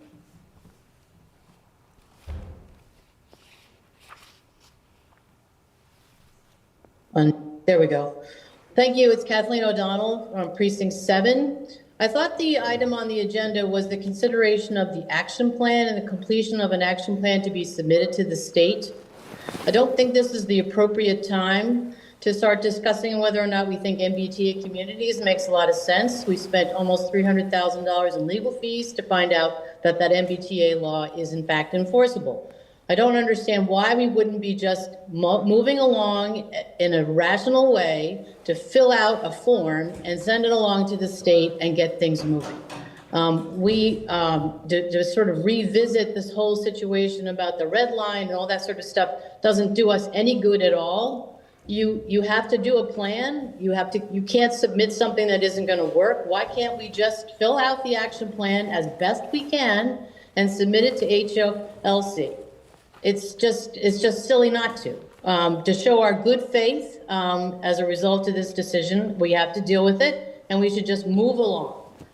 It's just amazing to be talking once again about the fact that, we're being picked on by the Commonwealth, et cetera, et cetera, et cetera. I think we need to really concentrate on the task at hand. I don't think that it makes any sense to try to push through zoning by May. We won't have it organized, and you won't have the final regulations. As Mr. Doherty points out, there's still emergency regulations. They haven't finalized them yet. And so it doesn't make any sense to push through to town meeting a zoning bylaw that actually doesn't comply with what the ultimate regulations might be. I think you should just take a deep breath, fill out the action plan, put in reasonable deadlines, and start to work on something that's going to work for the fall. It's crazy to try to do that by May. And that's all I need to say. I don't need another 7 minutes. Thank you. And we had somebody else who would also like to speak. Cheyenne? Yes, we have Matt Morong. Good evening. Matt Morong, 136 Elliott Street. I just want to throw it out there. I want to echo a lot of what Kathleen O'Donnell just said, but I think I'm kind of disgusted with the board. This is a really audacious position that you're taking, given the position that you've been put in by the Supreme Court of Massachusetts. The town has lost that case, and emergency regulations are in place. I think you should get to work on a compliant plan. Thank you very much. So we are discussing moving forward with an action plan. Just That's what I thought we were doing. We are planning to put one through. I just needed some commentary because we haven't discussed anything about No, the so we will need, SJC. and we're going to need to schedule another meeting because obviously we have to get to ADU tonight. But I just want the members to be able to comment how we move forward because it's not so simple just to fill out an action plan when you don't have the final regulations. So that is the issue at hand, and I guess that... There are regulations in place, Meredith. They are emergency regulations. Excuse me. So I guess it would be, in my view, good to get town council's opinion about the emergency regulations. I'm not a lawyer either, and the governor issued the regulations, and they're there. So we either we need an opinion about that, and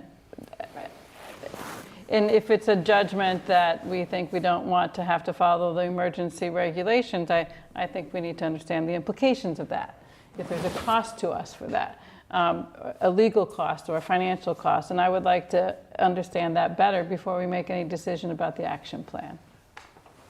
So the emergency regulations are a 3-month. It's a 3-month right. term for the regulations. And they have to be still properly promulgated, and there has to be a public hearing process. Yeah, the problem is she's made it perfectly clear that no matter what feedback she gets, she's going to put these guidelines in regardless. She could care less of what feedback we all give her. So my fear is that in 6 months, we will have to be compliant with the original guidelines. SJC, decision be damned, which is an awful arrogant thing to do, but I think that's what we're up against. My opinion is whatever we do as a town, as a board, as a town administrator, as a select board, we should be enormously careful in all respects. I don't feel like we should commit to anything because we feel pressured to do so unless there is just reason to do it. We have, in my opinion, and I think plenty would agree with me, one of the brightest legal minds in Milton who has come before us repeatedly. None of us are attorneys. Mr. Doherty is an attorney. He's a very experienced attorney. He's been before the SJC. He has spoken to us endlessly as to how he has dissected what the state has done. And when I say we have to be enormously careful, we'd be foolish if as a town we didn't consider what Mr. Doherty has put forth. I think every single time he has come here, he has spoken in a way that's very clear, very easy to understand for every resident in town, whether or not you're in favor of zoning, to whatever degree you're in favor of it, to 25% or 10%. My opinion is that the state continues to edit language to serve their interest of forcing communities to do something that some communities might not have the capacity to be able to do. I don't feel that we should just submit a plan without protecting the interests of the town of Milton, all of the interests of the town of Milton. We've talked a long time on this, and there's a lot of issues out there. A lot of them are financial, some of them are capacity related. Do we have the town services that we need to be able to serve a growth in the town that's being forced upon us? Probably not. Do we have a real analysis of what it would cost to do that? No, we do not. I recall back to last year when we had a consultant that told us that if we added 2,461 units, we'd increase the number of school children by 275 people. And they chose to ignore, any additional student that would be derived from the empty nester leaving their home, moving into an apartment, and then selling their home to a family. There's so many of these conversations that are ignoring, you bring up Milton Hospital. A very real issue is that hospital is completely overrun right now. So we can ignore all these things, and eventually what will happen is we'll make terrible decisions for the future of the town of Milton, and the future residents of the town of Milton, and we all hope it's our children, will be the ones that'll pay the price for the decisions that are made right now. So I think this requires a very thoughtful approach, and not one where we have a knee-jerk reaction to just respond because we're told to respond. I honestly feel that this will never be adjudicated fairly inside the state of Massachusetts. If we want to be treated fairly, we probably have to leave the state of Massachusetts to be treated fairly. And I think there's probably plenty of people that would agree with me. Okay. All right, it's 10:30. I'm going to have Cheyenne circulate some dates that would be available for us to meet and talk about how we move forward. I think we need to consult with our town council, Nick Milano, the chair of the select board. I want to make sure that we're working in step together with our boards, unlike the last time, which was really disappointing. So moving this forward, we'll circulate a date, and we're going to start on the ADU, but I think that will give us time. We could have a combination meeting to discuss action plan and wrapping up the ADU, possibly next week. And Cheyenne, would you be able to send out a sort of a poll to the members to see when they might be able to meet? And I know next week, maybe we can just decide right now. I'm available any day. Is there, I have something on Thursday, the 30th. I have a question for you. Yes. Since everything's going to print next Wednesday, and if we're going to be looking at the ADU, we should probably look to Monday or Tuesday. I could do either. I can do either. So, Do you have a? how long do we intend to go tonight, and how? I'd like to go through, like, if just run through ADU, a quick ADU, like I'd like to get out at 11. Yeah, so I guess, can we decide about the meeting after we go through the ADU and see how much time we think we need? I mean, one thing to me about the ADU is I really see it as a placeholder until the model bylaw is issued, which will be like, I think, on the 2nd or 3rd. So I think there's things that I put in It's sort already of a been clean. The regulations came out tonight. I didn't But get they're a chance to a read draft. them. You got them at 6:30. Yeah, so, They're going to have a draft bylaw or a model bylaw. yeah, so they did. That's just a revision of the regulations, which, again, I haven't had time to review. But I guess my point is they're going to have a model bylaw. Right. And Which they were supposed to have. they said they would issue like, I think the 2nd or 3rd of February. So Well, it what our becomes- draft It is, becomes effective February 2nd. I understand. The model is going to be out, the model bylaw will be out at the time that it's effective. But we will have However, already had to submit our we will have to submit an article in order to You're get saying it. it's placeholder, yeah. I see it as we put in what we think we'd like, and then we can remove things that we're going to find that are not allowed, because I think we're. So are we're you gonna wanting to find- move to discussion on the ADUs? Yes, and Okay. then I'm thinking, if, knowing that, Yeah. I don't know that we need one to discuss this on Monday or Tuesday, because we're going to need to discuss it before our next meeting, I think, so that we can have a revision that we submit to the Select Board and the Warrant Committee, based on the model, whatever. As long as it does not substantially change. That's what I'm thinking, is you throw in what you think you want and remove it rather than add things. So in the spirit of what we've talked about, everyone, I did a clean version, which So I you're saying for circulated. the action plan, you'd like to maybe not meet next week? No, the We'll action have to plan, make- yes, but for on the the action plan but next I'm not sure it needs to be limited to Monday or Tuesday for the ADU purpose. 30 right now? Okay, so let's move to the ADU and then we can decide. That's, all right. Cheyenne, if you could pull up, Cheryl did a clean version, which I was able to look at.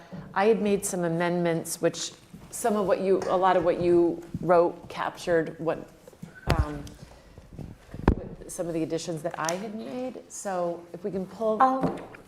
Before we move on, I don't know if Kathleen had another question or if that was like a residual hand. No, I didn't have a question. Actually, it's Kathleen. And I wanted to address the question of the ADU bylaw that has been drafted. And I strongly suggest that you wait to see what the model one looks like.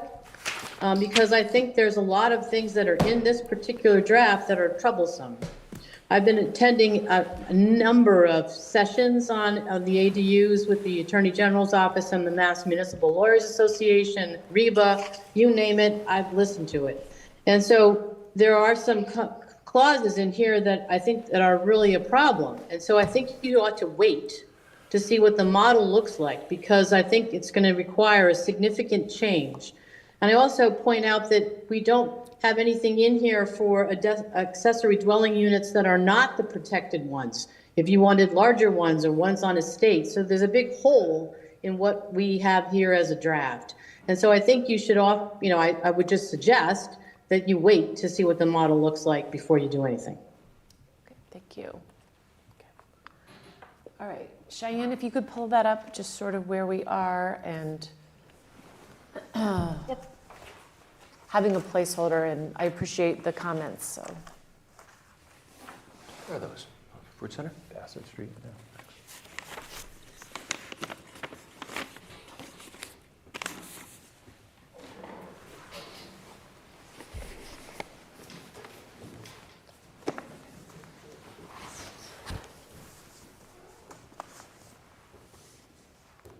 How are we doing?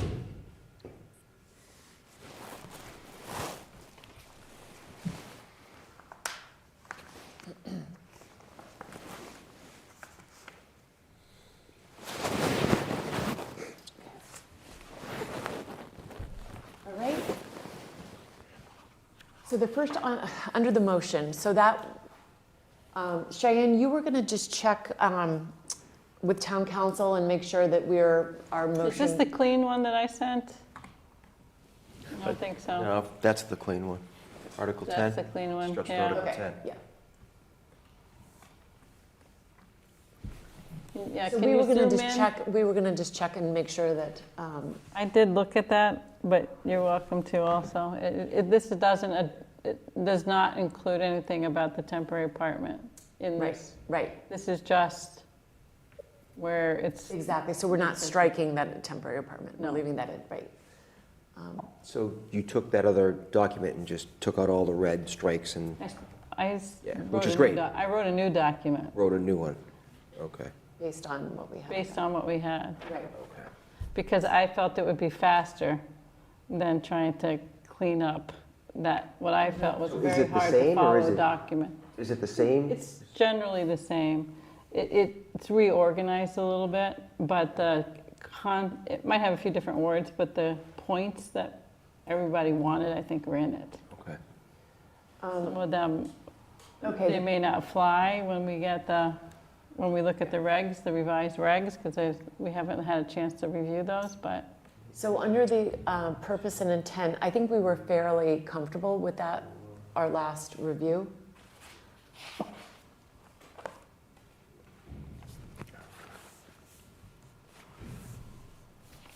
And so going down to definitions, you had added, Wait, so what, under purpose and intent, number 2, it says add dwelling units to meet the needs of smaller households. And then it says, and make dwelling units available to moderate income households who might otherwise have difficult finding houses. So my question, is that an accurate statement? Because, you know, the understanding is the ADUs are going to get rented probably at market rate. So market rate rentals are probably might not be available to moderate income holders. Who are having difficulty finding housing. I mean, it's the reason that the state is wanting to put the mandate on the ADUs is to provide housing for people who are having difficulty finding it. That's the purpose. Whether it achieves the purpose or not, Right. I guess, is So another that's question. what, But you know, because, you know, I look at my daughter's a teacher, and going rate of rentals in Milton is like $2,500 to $3,000. Can she afford that? Probably not. I think the way we had it before, I don't know why it was changed, but it sounds to allow housing units on a single-family residential properties that are appropriate for households at a variety of stages of life. We have that or- here still. Oh, sorry. Or encourage a more energy efficient and economic. We have that here too, yep. Encourage, diversity of Should we go back to population. the sort of messy one and Compare so them? we can keep in Well, yeah, track that of? was in the messy one too. I have Cheryl's and Yeah. side by side. Isn't that's Yeah, in the so messy one too? It's in the messy one too. It's in the messy Yeah. one too. I may have just reorganized the, Okay. but Now, you still have, under purpose and intent, It's you all have, the it's same, all right? the same. That's all the Okay. same. Okay. But I was That's- just reading through, and is that the purpose? Is it really to make these units available well, it's for moderate income? remember, most of the housing stock in Milton is not 900 square feet or less. Right. Most of it's more. And the idea is a 900 square feet or less is going to be reasonably less expensive. Whether that's still hitting the market, I Yeah, don't but think, common I sense don't think it is. makes, That's a two-bedroom. Yeah. I'm sorry. Yeah, But it's it's a still the- two-bedroom. We're in Milton. And they're gonna We're- be brand we're 10 new. miles south of Boston. I just don't know if that's an accurate statement. Maybe I'm just, to me, words matter, and maybe that's, I think isn't that part of the purpose though? Isn't that, you're skeptical of whether it can be met, but Correct. isn't it Yeah. a part of the purpose though? I think the mechanics of it are such that it might not be this very affordable housing, but what it's going to do is create an income stream for someone that owns the house to be able to stay in their house. It's the way some people can afford to, two families were generated. A lot of people can afford to Yeah. live or buy a two-family because they can rent one unit, right? that's So- why I had a two-family. Yeah, I mean, it's common for many people. The last two-family that I was involved in sold for $1.1 million. Right across from St. Agatha's. I couldn't believe it. There's nothing affordable about that. It was insane. So to your point, if that's the purpose, yes, it's the purpose. It probably, It's an aspiration. an aspiration, right? Okay. Yeah. All right. So that, the definition, I just cleaned that up a little to be absolutely consistent with what's in the regulations. Just one And- question on that. Should it say of smaller households or for smaller households? That language is directly from the. I know, but it's probably wrong, At least the isn't it? last draft of the regs. This does not reflect the regs that we just got today. Yeah. You know, the Yeah. update. Yeah. We're gonna All have to right, have to just- look at it. Yeah, okay. And actually, in number 3, says allow dwelling units on single-family residential properties or in single-family districts. At the last time, or during the public hearing of the ADUs, they were still deciding if ADUs can only be on a property that has a single-family house, or we could have a multifamily in a single-family district, and is that multifamily able to do an ADU? So I don't know if that's been We have to look at decided the or not. updated regs to see. Yeah. That was a big thing during the Yes. public hearing.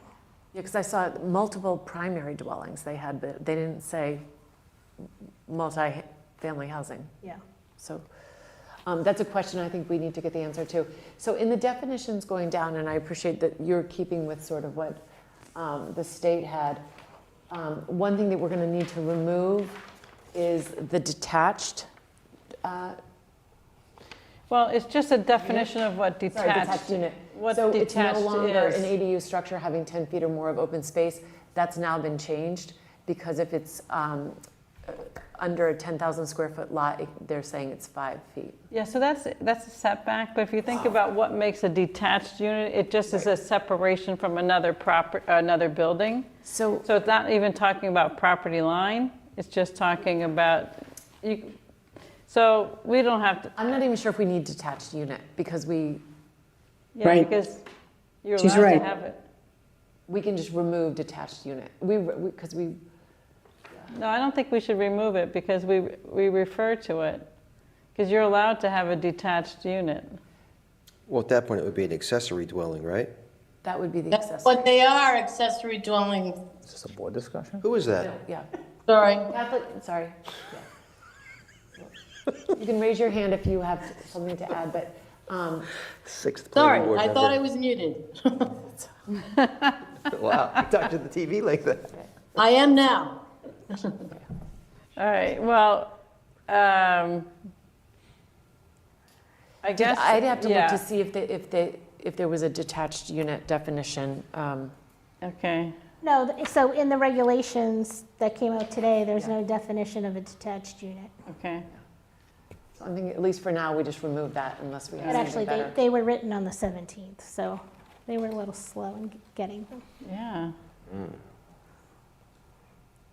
How'd you find that out? State inefficiency.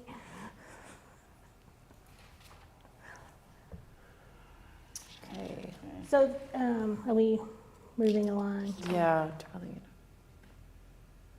Well, Dwelling unit, single family with independent. Can we go back to just dwelling unit for a second? Sorry, single family. Okay, sanitation.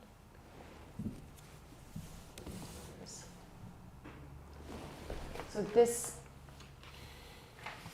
it's the same as the reg. right, but was What's this yours, below it? Cheryl, or was this the, no, this was not yours? No, that's not mine. Okay, yeah. So we could either, yeah, all right. So what's that? Oh, you know what I just was going to add to this? This definition does not include a mobile home trailer. So where did this come? Oh, That was in, oh, I had made some additions to our previous. But this one, but this doesn't match the state's definition of a dwelling unit. What was added? So that's why. So I hadn't seen the state's Oh, I definitions see, yet. okay. So So all right, we're going to let's take go that back out? to. Can we go back to Cheryl's clean version on that, which had the state's definition? So you just want to take out the red? Actually, do you have the? Oh, wait, there's something else up there that you added, that we didn't discuss? So Oh, no. Meredith had some additions. I think it was yesterday. And so then when we got your document, she wanted those added, and then we just, Yeah, okay. we're gonna tackle it tonight. So the red is Okay, I say, what we sorry, got into. yeah, it's fine, I just didn't see that, we So didn't within talk a about lawful it, so. principal single-family dwelling, which we're not sure about that, but subordinate in size to the principal dwelling unit and separated from in a manner that maintains the appearance of the entire structure as a single-family dwelling or a detached accessory structure on the same lot as the principal dwelling. But these are gonna not in the definition in this, the regs. This is so- expanding beyond. You don't think we can deviate from Let me just see what you have here. states? Can you zoom in a little closer to, or Make it larger? bigger. Make it bigger, there you go. My glasses. See, because the way they've defined what is eligible, I don't think is just a single family to. Well, that was the question, is, we think- don't know that yet, though. I think, Well, again, these, oh yeah, these. Or it could be. So that was my question. We could take out single family and just put principal dwelling. principal dwelling then, okay, yeah, that would be We more want to take out, consistent. yeah, just, So I have a process question. Single family, So yeah. ADU, the state had a public hearing, I watched it. They then promulgated these regulations. My question was, and I called HLC today to ask this question, and the person I talked to had no idea what an ADU was. And I said to them, these regulations were created, are they taking public input? Are they taking additional public input on these regulations? But unfortunately, they haven't called me back.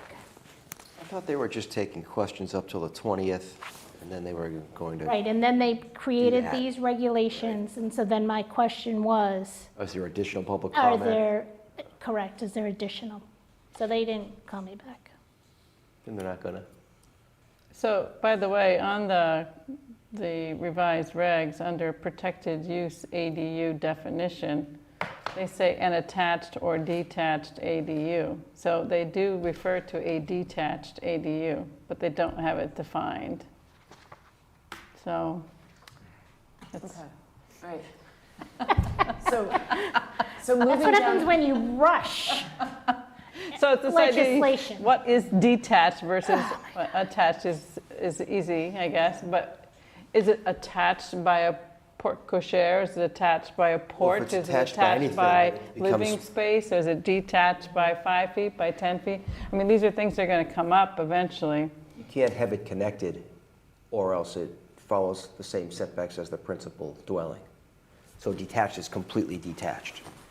Like if you do a detached garage, it follows the accessory structure's Yeah. setbacks. But we're But saying if that here garage you is have to- connected to the house with that little, like you say, porte cochere or something, those aren't connected. A little breezeway or something, or a little roof, then it's the same as the principal dwelling and follows those setbacks. Yeah, Does that except help? that they're saying here that Detached is detached and attached is attached. you can make it follow the same as the primary dwelling, not the accessory. If it's detached, Yeah, that's what they said in their regs before. they're making up their own building But code, I maybe, guess. all right, so let's just keep moving. So just on this section, Cheyenne will need to take out, you took out single family, so subordinate in size to the principal dwelling and separated from in a manner which maintains the appearance of the entire structure as a principal dwelling. so I think this belongs somewhere else, not in the Okay, and we can move. definition section. I think that this would belong in the general conditions. Don't we have that in, I feel like we have Yeah, that that was in our there. I remember. general conditions, but. All right, in a detached structure is the same as the principal, I would take out single family. We can move this if we want later, but principal dwelling, which the ADU shall be clearly subordinate in design to that principal dwelling. Exactly, I just want to take single family out for, of those. Dwelling unit. So, yeah, I definitely think it's better under the Some section kind of- C, general conditions and requirements. Okay, so when we get to that, we'll move, we can Okay. remember that too. All right, so moving back past down, I think dwelling unit was okay. Well, so if you go to bus station definition in the regulations, Which I didn't put bus station in because I was waiting for it, but so, which I found interesting, if you look at the definitions of bus station, and ferry terminal, they basically put more restrictions on it. So previously they had a bus station including routes that allow flag stop locations they where took that out. passengers may signal for a bus to stop at any point, blah, blah, blah, blah. And so everybody, like especially in the western part of the state, they were up in arms about that. So under the new regulations, they struck that. So basically the definition of a bus station is now more defined and less expansive. If you go to ferry terminal, it was broadly written where it said the location where passengers embark and disembark from a ferry service, period. And then what they added was with year-round service with ferries departing at regular time intervals rather than intermittent, seasonal, or event-based service. So they actually made it more restrictive. So it's not just any ferry terminal. It actually has to run on a set schedule. And then if you go to subway station, and what did they do there? The definition, they expanded the definition. So any of the stops along the MBTA authority, red line, green line, orange line, silver line, or blue line, including any extensions or additions to such lines. But they had that in their first round. Yeah, so I find it interesting that they are reducing the definition of bus station and ferry terminal, and yet they're okay with expanding the definition of a subway station. Well, they have to put that in there because they know they're wrong, thanks to our lawsuit. So the problem That's exactly what it is. they have inconsistent definitions. And one of the reasons, and if you remember way long ago, the importance of having definitions of a subway station goes beyond MBTA zoning. Now it includes ADU zoning, but it also includes how much we pay to the MBTA for service. You know, I never knew that we paid close to $2 million for service for our trolley. And we pay that much because it's legally defined under Mass General Law. So having a definite, defined, consistent definition in all state documents, I think, is hugely important. But I just find it interesting. How come they reduce the definition of a bus station and a ferry terminal, basically protecting those towns? Probably because of the pushback. And This is the whole so to public John's input point period. earlier, I don't know why they're just penalizing Milton. Back and fought them. Anyway, so- let's so move, we- keep moving. We've got to, We have to go back to the document, I think. one or more, okay? Dwelling unit, principal gross floor area. They did take out the pipe trenches exterior in the regulations, but I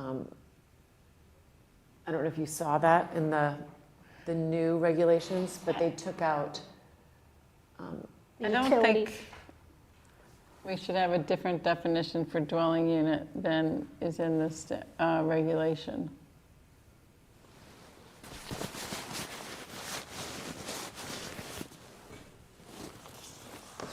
You could just keep the last I think, sentence. yeah, just the last sentence is the only thing if that you needs to be want added. to. Yeah, that was before I had read yours, Okay. so. Okay. Yeah, just that this definition does not include a mobile home.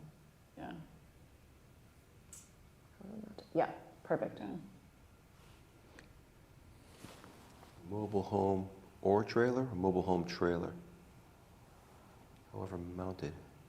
Well, a mobile home can be just put on the ground, or it could then be RV, drive your RV up. What about a tiny home? a tiny home, could be on a trailer too. I know, it would be, yeah.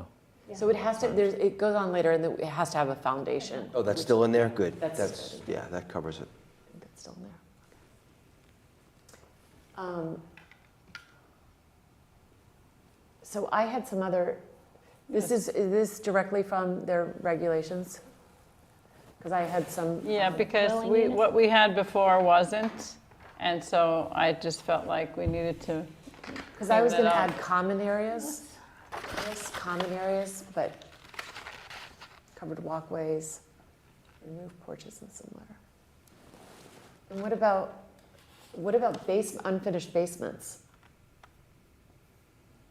Their definition, Attics. It said it's undergrowth, this is their definition from the regs. Yeah, but Let me see then if they changed it. they They did changed- change. they They took changed out it, yeah. cellars, mezzanine, they included lofts. They took out penthouses of headroom height. What do you mean took out cellars? So you can't put an ADU in a cellar now?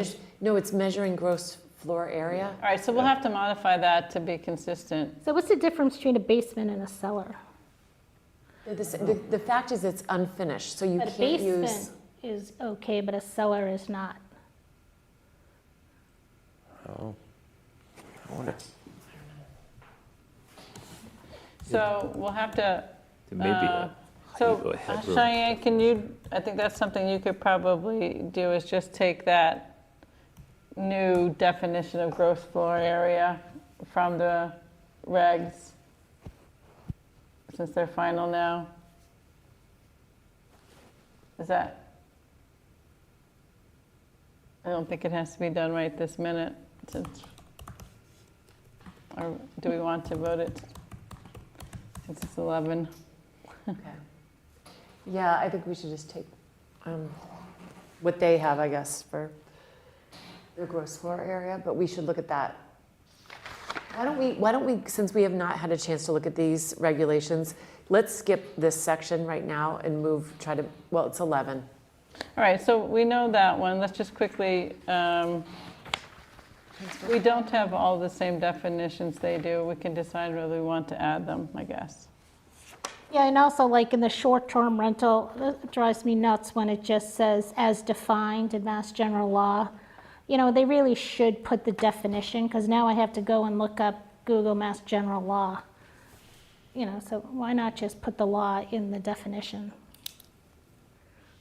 A cellar is typically used for storage, while a basement is the part of a building that's wholly Well, or I think partly we do want to below add our ground. language that it would not be less than 6 months. A wine cellar? I thought I put that in later. It's just not Okay, under the okay. definition. Drink anymore?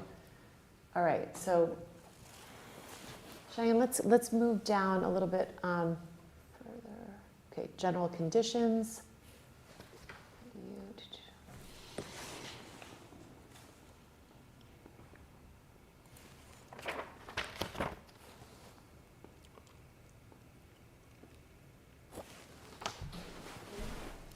Wait, what's this?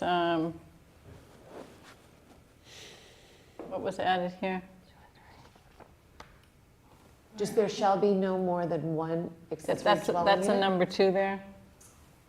See, because, Up here, yeah. yeah. There shall be no more than one accessory dwelling unit, either internal or attached on any lot. ADUs shall not be eligible for zoning dimensional variances, proposing to increase the number of allowable ADUs on a lot. I don't think you can take away variance request opportunity. I just don't think that's legally allowed, but if. To increase the number of ADUs, it's just telling people if you're only allowed one ADU per lot, don't bother getting a variance because you're only allowed one ADU per lot. That's just taking away a variance for that. For multiple ADUs For multiple ADUs. on a lot. Not in general, I would agree, but you can't, you can't try to go through a variance process to get a second ADU. I actually like that. I think that's good. All right, but you're duplicative of the number 2 on the first part of what you added, the first Yeah, sentence. so we could actually take out that. And it should be separate, I think. So make all the red number 2 and delete number 2? No, keep, Yeah, that could just be moved down. The red could be moved down, and that's the new number 2.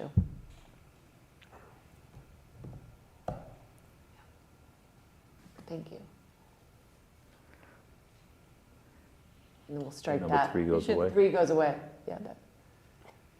A single by right ADU is permitted. Yeah, that's.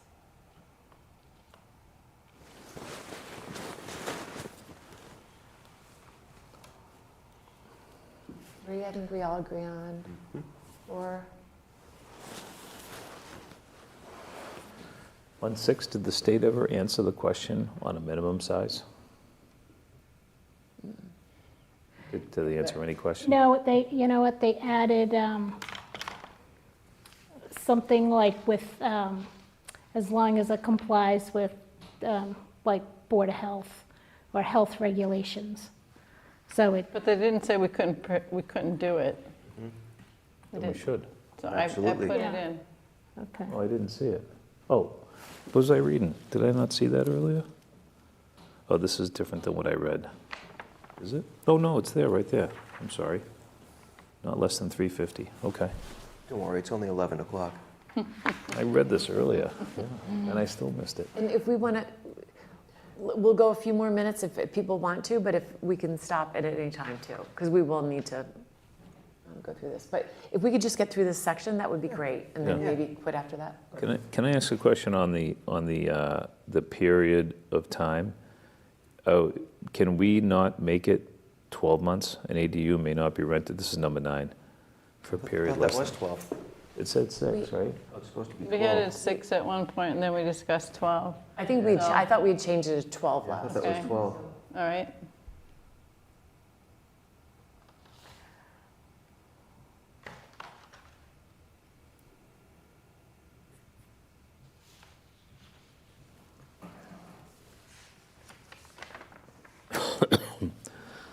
And my next question was on number 11. A minimum of 1 parking space shall be provided for each ADU located on a lot that is more than a half mile from a transit station. What about the bus route? Well, that's what they defined the transit. Now we need to go back and add the full definition of what a transit station is, but I was thinking that they might modify that, which they did. So we'll leave it alone for now. We're gonna have to add a definition.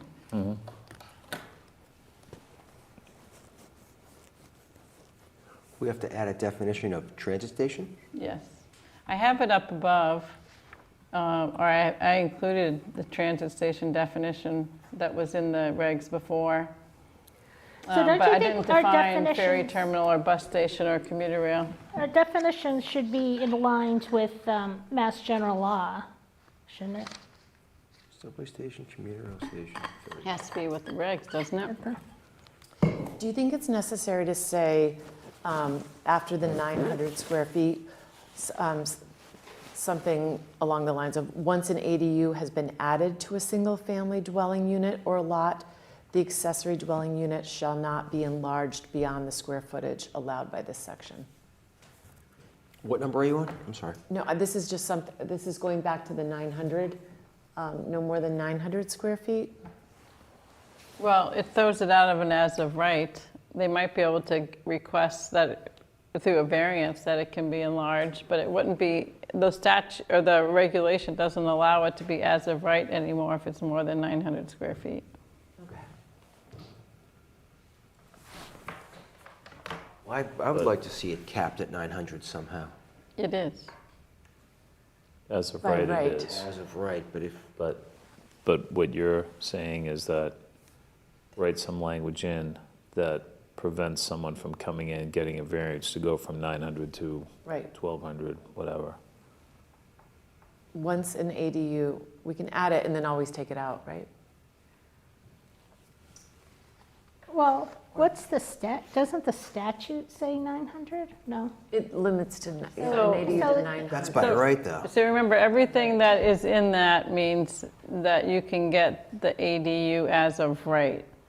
But we don't have any zoning that allows an ADU that's by any permit. We only have the temporary apartment. So like Kathleen O'Donnell mentioned earlier is, that's a hole that we don't have here, is allowing an ADU that's by special permit that falls outside of the minimums or what criteria that are established in the regulations. Right, and we talked about that before, that there are some people, I think Sean mentioned it, there are some people in town who do just truly want a temporary apartment. That was the thinking for keeping the temporary It was, apartment. yeah. But I'm just thinking about But some capping the people, 900. some people do request an ADU be more than 900 square feet through the variance process now. What do they request now? There is no ADU. Temporary apartment. Temporary apartment, apartment, yeah. It's the same square And footage. and I get that. That's the reason why I wanted to keep the temporary apartment bylaw as is and keep this limited to 900. So somebody who wants to turn their house into a two-family can't turn it into a big one. So I love the, not allowing it to go bigger than 900, whether it means we have to write in that you can't get a variance or whatever it takes. I like it capped at 900 personally. So do you want me to read that language and then we can, Did you see that in some other bylaw? it was one of our previous ADUs. So you don't remember seeing that? Like, I'm just wondering if you can take away, I'm back to whether you can take away variance opportunity as a legal matter. But I don't. Yeah. All right, let's put it, we can add it and then decide if we want to take it out later. Or they'll take it out. The Attorney General will take it There you out. go. So that was after the 900, yeah, okay, after number 6. I'll just read this, Cheyenne. Once an ADU has been added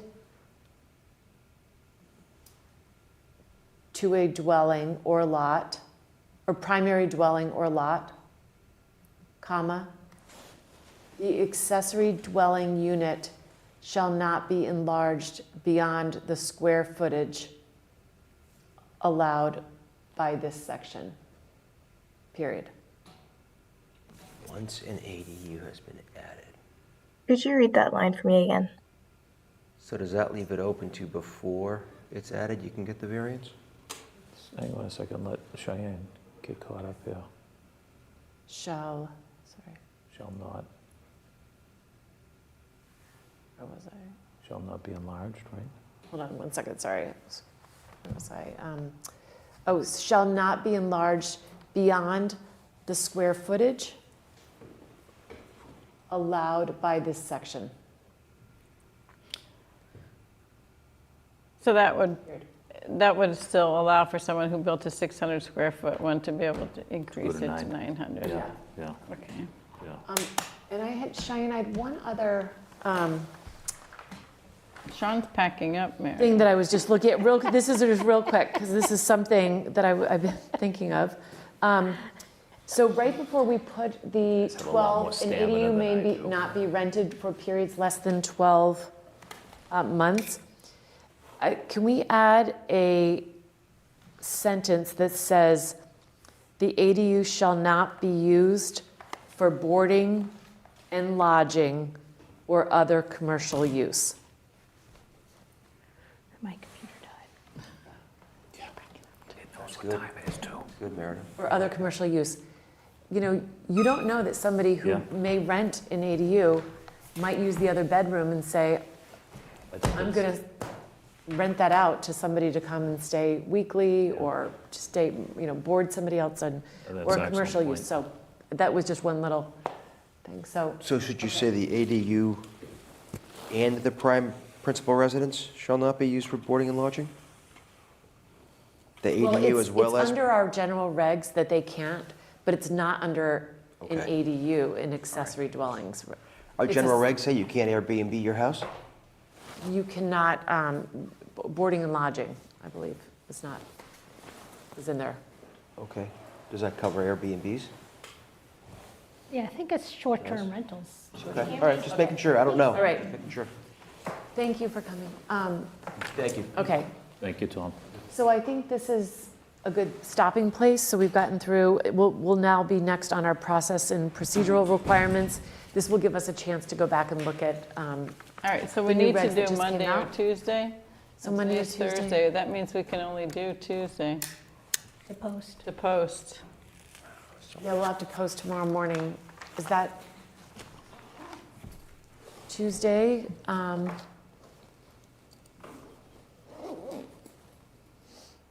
The 28th? That What, work 7 for you? o'clock? At 7 o'clock? I know it's not ideal, but Sorry, I'll be here. All right, Tuesday, you said, the 28th?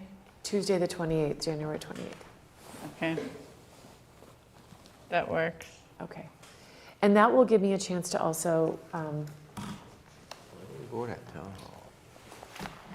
I might have more info. The select board doesn't meet until the 20th, they're meeting Tuesday, to talk about the action, you know, because I would like to consult with, you know, the way the select board would also like to move forward with the action plan. Yeah.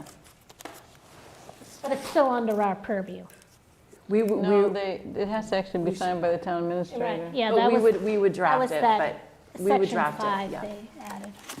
I think it was the town administrator before, but we did discuss it, and the select board did yes. discuss it. Both bodies discussed it. Right, so I would entertain a motion to adjourn. So moved. Second. Favor? Aye. Aye. Thank you all, good night.